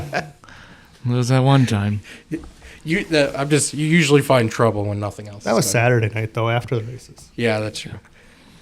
But I feel like the kids, we could, and then they can push, the show would get pushed along a little faster. Even throw Light Bucky in there on Friday night. They have done it before at Bark River once, I think. And then race them Sunday. Yeah. Everyone's going to stay. Every track should get night lights too. Well, yeah. But even like Bark River, it's dark, it's light out till 9 o'clock. Yeah. Yeah. And the kids race half the track. So give them more track time then. Yep. Yeah, that's the other point. I think that's a good call out. Instead of having whatever timing that is for their race, you could almost, I'm not going to say double, you probably could double it. You could double their track time or whatever that is. And Well, they'd get their full 12 minutes or 14, like whatever it is. But like there'd be no pushing it along. Maybe to get if it was getting dark. But Yeah. you start at, what are we done practicing at most of them? 5 o'clock? Yeah. Start at Six to 6:30 and Yep. then the people camping are going to be coming in. I don't know. I feel like it. I think that's a very good strategy of, you know, freeing up a day, giving opportunity for other things, and really giving even a spotlight for that really highlights the kids on. Yeah. Well, and even mixing the kids in to, say, the pro show. Rotate 570s in this week. And then next week put Mod Kart in after Oh, so it's like a showcase. like after Pro Light or whatever, like halfway through the pro show. Mix in, put mod card in there halfway, put short course card in there halfway this weekend. Like rotate them in because there's the people on flow that come and just watch the pro race. Yeah. Or there's even people that are at the races that don't wake up till 5 o'clock and go watch the pros. Yeah. So rotate them in. They might never even watch a short course kart race. And then they could be, whoa, my kids could do that. Yeah. And that's like a good avenue to get new people in the They sport. they used to do that in snowcross. They still do a little bit, like the 120s and the 200s, the kids classes race in the night show. Okay. Okay. That's cool. Just one night. Makes them feel like a rock star too. Well, yeah, absolutely. Yeah. I know if I was a kid and I got to race in a pro schedule, it'd be kind of cool. Well, yeah, exactly. I mean, if you could rotate super stock truck or every class. Yeah. All those 7 classes, 8 classes. Yeah. Not a bad idea. Oh. So, speaking of 2026, what are your plans for 2026? I mean, as of right now, racing the whole series. Like, I hope. Like, I got a few sponsor things that are still need to write the ink on the paper, but I got a few that are committed to the season. I mean, I have Liqui-Moly coming back. They were the first one to like commit to the truck program, like, and we've had them since. Like, I mean, you were with when we first talked to them. Yeah. Like, Matt worked that a lot for a while, and then we was with you for SEMA, and you guys made some great conversations. Yep. Yep. So like they're on board again. Like a few other ones we're still working on, like finalizing the deals. But this would be second year with Bilstein as well. Yep. Yeah. Second year with Bilstein. Second year with Ibach. Yeah. Twice for trucks. This would be the 2.5 I had at the end of the first year. Yeah. So, third year in the truck, right? Or 4? This will be I've been in the truck 3 years. This will be 4. 4. 4. Yeah. So, staying in Pro-spec? Yeah. I don't see going anywhere unless there's Something significant. Yeah. Makes sense. Most memorable fan interaction.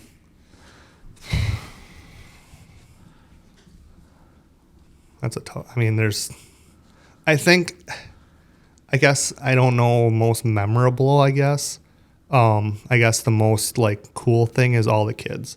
Yeah. Like that want fiberglass, and like I purposely save fiberglass and bring it to Fall Crandon and wait till Sunday night to even bring it out. Yeah. Like this year, like I saved it and threw it in the trailer or at the end of for that weekend. Like that probably is, and like seeing those kids come grab the fiberglass, like that was me.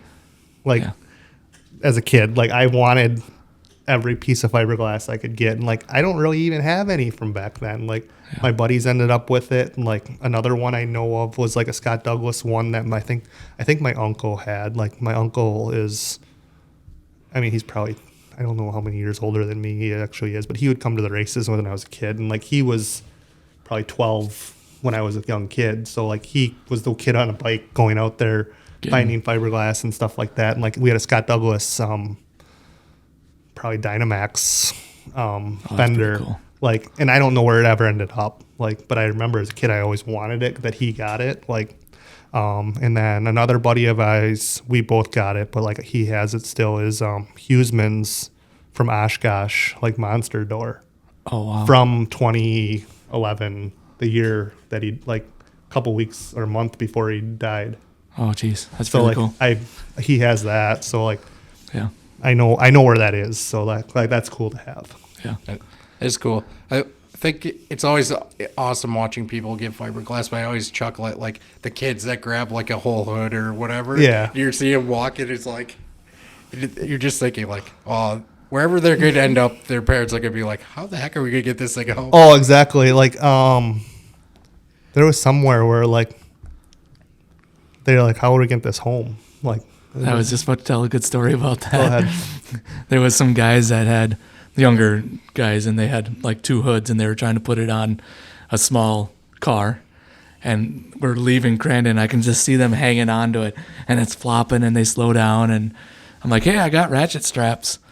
Those are the most expensive ratchet straps those boys ever bought. How many cases of beer? I just was giving them to them. They're like, "Oh, here's $20," because all they had was 20 on them. So I gave them 2 that were just, they're just beat up. They're hanging around in the back of your truck. But I bet you they got them where they needed to go. Oh yeah. I did see at Glen Helen this year, one of the drivers had their, I think it was a hood out there. Didn't get picked up by anybody, and I was like, definitely not Crandon. That would have been gone in like 2 seconds. Yeah. I gotta be careful at Crandon. Like sometimes you're like, don't let that sit out there. Yeah. Oh yeah. Yeah, because he'll turn around and he'll be gone. Yeah. Don't. I thought it was free, man. Yeah. Don't let your steering wheel hang out there, or your door. Mikey Vandenhoef found it out the hard way. I don't think that was No, that wasn't a different scenario. So we'll see if you can answer this one. I don't think we've had anybody answer it, but the most odd interaction you've had with a fan.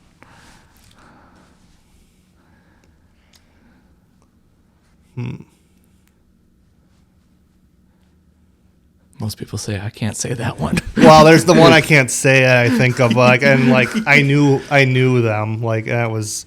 I'm like no. That's funny. Odd. I don't have an answer for that one. Like I don't know. Yeah, usually either That's usually one sticks out to you right away. Yeah. Or it goes, yeah, that one I can't share. There's one I know I can't share, but I knew who it was, and That's funny. it was like. So, big questions are left. The top 5 greatest questions. Okay, I gotta look at my cheat sheet. You can look at a cheat sheet. Because I don't remember. I don't think we've ever had somebody not look at a cheat sheet. Okay. I was going to say, I don't think I ever... So, someone always has a list for sure. Yeah. Oh, yeah. So, what are you starting with? Whichever one you want. So, Pro 2? Pro 2 it is. Okay. So, this has been everyone's. You got to go number 5, though. Okay. Number 5? Got to build the anticipation. Okay. Number 5. So, a lot of people have him on both, but, I feel like I remember Walker as Pro or Class 8. Okay. Like the big Dodge. Like, that was Walker. Like, the Orleans big Dodge. Came out with the big power. It was Barbary Coast, actually, not Orleans. Oh, really? Okay. Right? It was Barbary Coast. Yeah. Yeah. I don't remember that. Yeah. But that was what I remember of that would be Walker and Pro 2. He did Pro 4 too, but I think he won in Pro 4, but Yeah. I don't know if he was in Pro 4 that long. Yeah, there's so many drivers that intermingle with the same classes. Well, and back then I think Pro 2s were superior for a while there. Yeah. I should say, even the heavy metal and stuff like that. Pro 2s were way faster in the early 90s. Yep. Yeah. Well, not only that, then you get into, not only do they intermix, but then you have West Coast, Midwest, then where do you? Yeah, because there was series splits then. Yeah. Yeah, and I was in it, but I don't, some of that West Coast stuff, I didn't know that much about it. Yeah.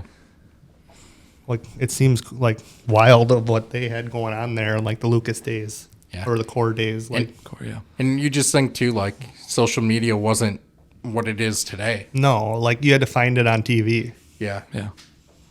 On Fox or NBC or If you got lucky. yeah, Probably. And then you saw the guys that came to too. Crandon, because that's, I think I would go to Crandon. I would try to go to Crandon as much as I could, but then Antigo a couple times, once or twice. I remember going to Antigo Torque days, and it was muddy, and the Raptors were out. The Ford, it was the Ford Raptor was new, and they were trying to blow the track off with the Ford Raptors. And I've heard stories of them destroying them Ford Raptors. Yeah. From Tom. I can imagine. Then I guess I'd have to say, Keegan, he's, how many I don't know how many championships he has now, but even how many cup races has he? He's got a lot of cup races. Yeah. Yeah. Cup races keep going up. Yeah. He's got multiple cup races, and he's been in Pro 2 for 10 years now at least. Yeah. And he's still there, but I put him in with all these, I guess. Yeah. Kyle Kyle Renazetter, like, Yeah. I mean, he did both in the core days and even Lucas. I don't know what he all won in anything really, but like the iconic Lucas truck and then Nissan, like he was probably the only one running that Nissan body on the Pro 2. Yeah. That's the same body that's at Crandon display, right? No, that's a Chevy body. Oh, that's Pro 4, I think. I thought that was a Pro 2 that was on display there. Maybe it is. I'd have to double check. That's a Chevy body on that one. Oh, okay. That'd be like late 90s, early 2000s Chevy body. Yeah. The Nissan is like what Kleiman ran. Yeah. Yeah. And that's like how that body came around was Kleiman's or Carl's Nissan deal. Okay. Yeah. And then he had General Tire, all those commercials. Like those commercials would show up on regular TV. Yeah. Yeah, he was a pioneer for some of the commercializing. Mm-hmm. Which goes back to your golden era deal. Yeah. Like how many commercials still have a Pro 2 in it? Yeah. Besides some of the monster ones, maybe with CJ. I'm trying to think. Yeah, very rarely now. I can't even think of one. No. Yeah. And like that commercial would pop up on regular TV, like whatever channel, Yeah. ESPN. Also, how many times do we see commercials now? Well, Everybody's I got guess Netflix and I guess they're the commercials that are the same commercials that you Yeah. are forced to watch or ads or whatever they are. You don't see commercials anymore. Yeah, that's yeah. You are right. Yeah. Rob Mack. Yeah. I mean, I think he dominated Pro 2 and Lucas for a while, and then even core days, and he did both Pro 2, Pro 4. I don't know I think he was Pro 4 in the Rough Rider days, though. I don't know. Yeah, I don't know the exact timeline on it. Yeah. I don't know what that was, but like the Rough Riders, that whole scheme was like my favorite thing growing up. Like those trucks, like That was a pretty cool. yeah. But between them and the Chevy Thunder, like that was those were the trucks out on the track, and like that was Ford versus Chevy. Yeah. I think there was a lot of kids that grew up picking one side of that. Yeah, like the Ford side, just because of my dad like having Ford with the Explorer, and like that's kind of why I have a Ford still is like Ford hooked him up with a truck back then, like Yeah. and that's kind of he had a few other vehicles in my life, but like he's always had a Ford. Yeah. And I've always liked Ford that way. I've had a Ford every car I've personally bought's been a Ford, which is a huge deviation from my immediate family. They're all Chevy, so Yeah. But like that goes back to like what he raced, like yeah. and then those trucks and stuff like that. They got you hooked from the start. Yep. And now you drive Chevy. Well, that was race truck. yeah. We'll see. We'll see. We'll see what it is this year. Yeah. Ooh.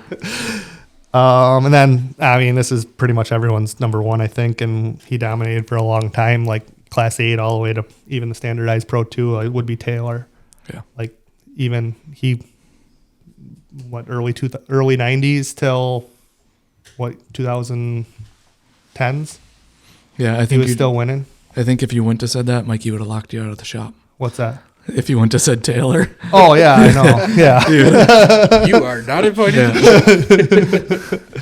No, I mean, I can remember almost every one of his trucks. Yeah. Like between the single seater, the mid, they're all single. I mean the mid seat, Yeah. and then the Tiger truck. Like those liveries are, Yeah. And the promoting on the Tiger tail thing. yeah. Like Well, I wasn't around during that time, but just hearing I don't like, the remember. I don't stories. remember the Tiger tail either because I was 6 years old.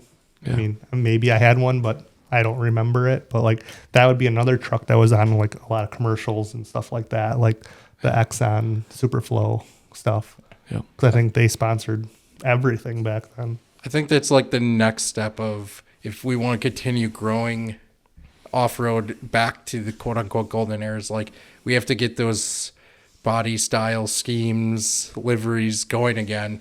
that connect the fans to something. Yeah. Ryan Beat did some body change. He did some paint He stuff. did the Chevy Thunder ones. Yep. Yeah, I mean that But was he's- cool for him, but it wasn't consistent. But So, you're saying to something that connects to that kid, Yeah. like not so much connecting to the 90s. You're Yeah, saying correct. connect it to that kid that watches. Nowadays. Is watching.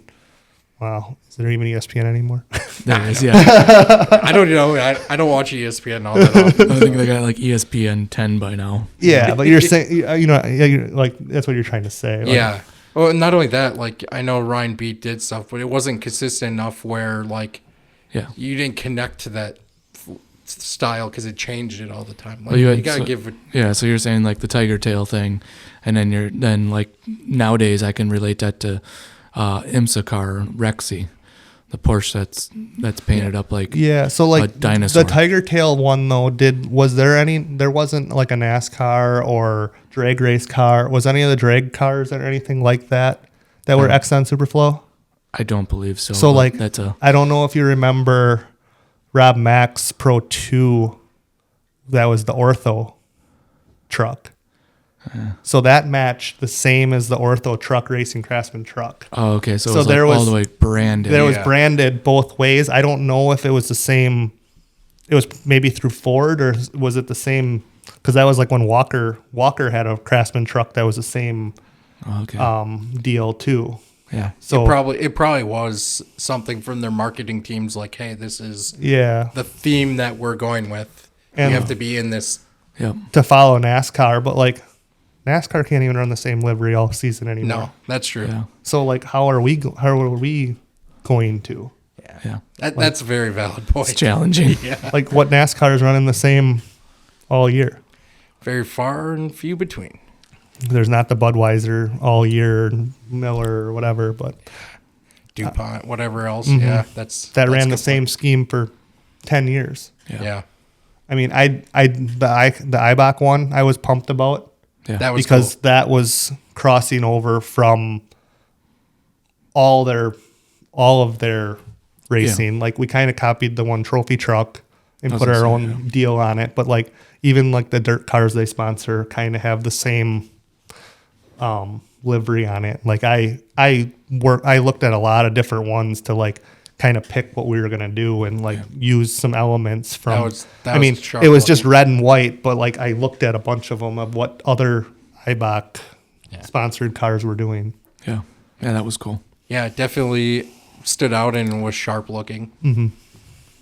And even like pictures wise, like that, it was sharp. Like it stood out. Yeah. Yeah.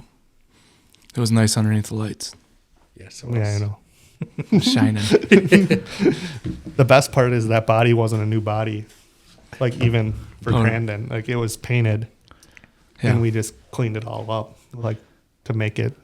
Because I was like, we're not going to the parade with this body on, so Yeah. I had to do some work to make it look good. Yeah. She still shined. So, what about your top 5 Pro 4? I guess I put like Pro 4. He did Pro 2 too, but like I think he did better. Like he did like his and Johnny's era in the Torque series would be Ricky Johnson, Pro 4. Like those two going at it and that whole Red Bull monster deal there. Yep. That was awesome for a Yeah. long time. Yeah, like I don't know. I don't know if he did Pro 2 or Pro 4 when he was with Baldwin's or anything like that. I don't know. Which one he did in the core days. But then he raced the same truck Jimmy Johnson did in Pro 2 or Class 8, whatever, Yeah. for Herzog. And he's done a bunch off-track stuff too, Yeah, for sure. to take that into Like the account. starting torque or however that was involved. Yep. Yeah. Now he has the stop gloves too. Like he does all that stuff. Yep. Yeah, and a bunch of training and announcing still, and yeah.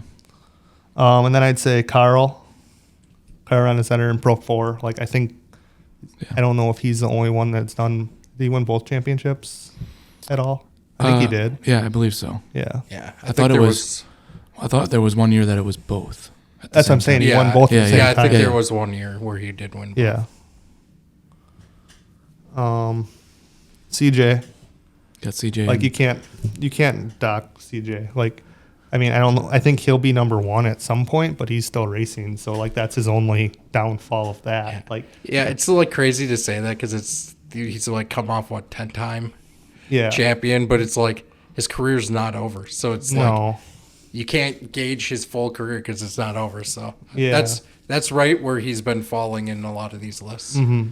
I don't know if he'll ever get to number one on mine because if you have to account that Johnny kind of made CJ, created CJ. he did. Does he? Does he get 50% credit for what CJ gets? I guess, right? Yeah, you're right. And I mean, like, we'll go on that one in a little bit, like, Yeah. on Johnny. Like, so, like, and then Kyle LeDuc, like, how many championships did he win in Lucas? Like, and he raced against everybody. Like, he would come here, race there. Like, Yeah. he would show up to Crandon and be a force to reckon with. Yeah. I think when he was here, he changed the competition. He forced everybody to go a step further. Like the competition level just felt stepped up. You kind of feel it the same way when like Anderson's RJ's out on the field too. Like everybody's notch, like the competition's just up one more notch than it normally is. Yeah, and like he made CJ and Johnny step up their game.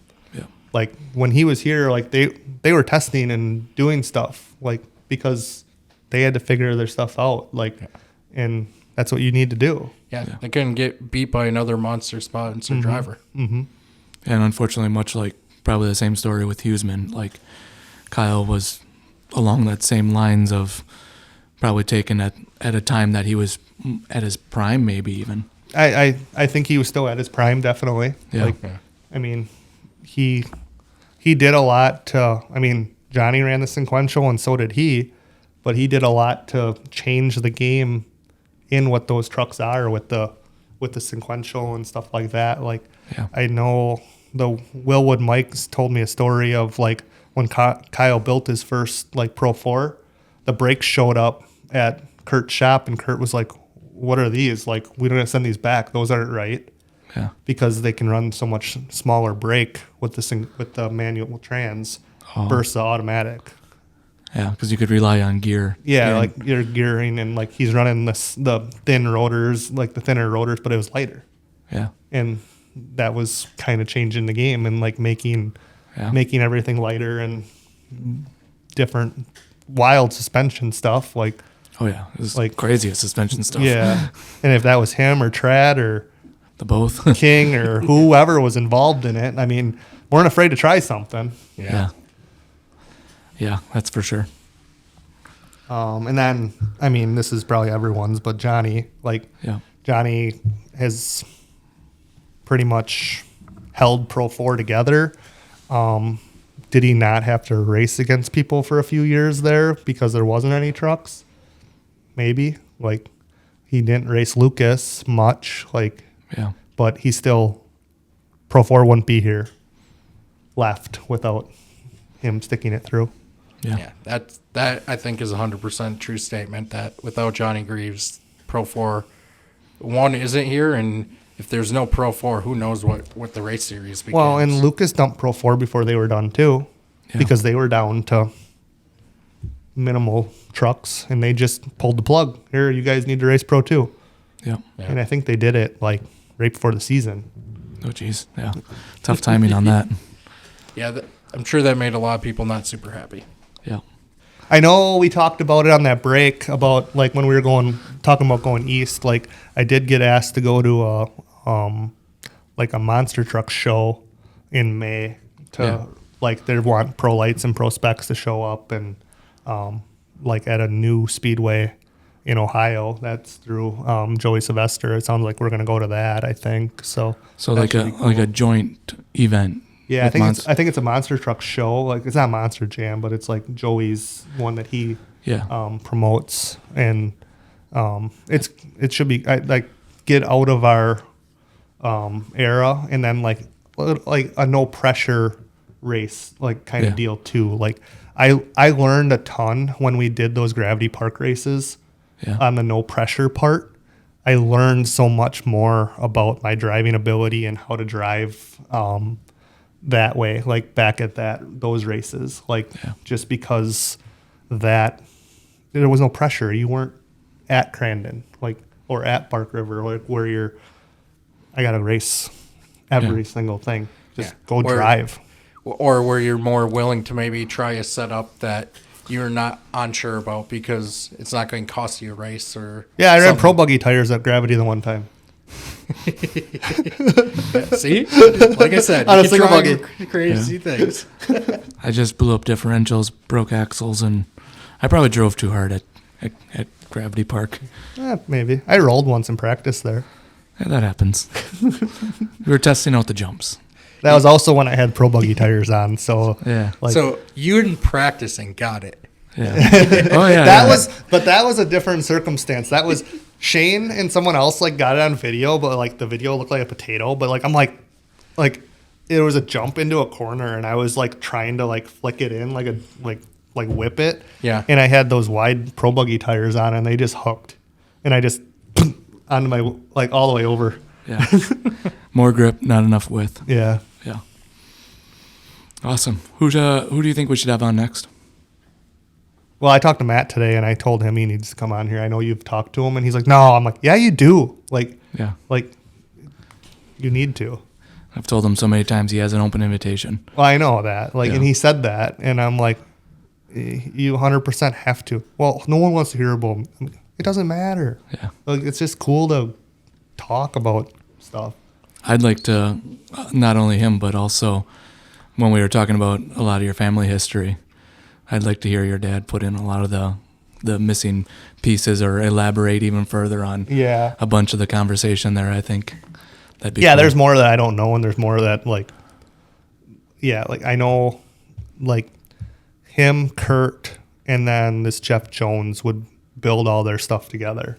Yeah. So like that was what they did with the Class 11s back then, and then like his connections with some other stuff with the building that Class 6 and stuff like that. Like I don't know the whole story, but I was 2 years old, 1 year old.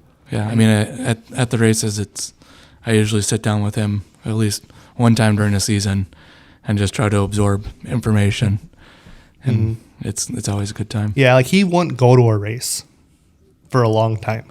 Yeah. Like he didn't go for 10, 15 years. Yeah. Well, when I stopped racing, I tried not to go for a whole season. It didn't work. I remember as a kid in the mail. This is a funny thing. Like it was. I don't know when it was, but Anigo's registration came in the mail, and I got the mail and saw it. Like that's when you must have to mail in your registration or bring it to the track or something, like mail a check-in for registration. And I'm like, what is, like I saw it and like I was like so pumped about it, like seeing like, and this was way after they didn't race anymore. Yeah. You should have just filled it out for him. Yeah.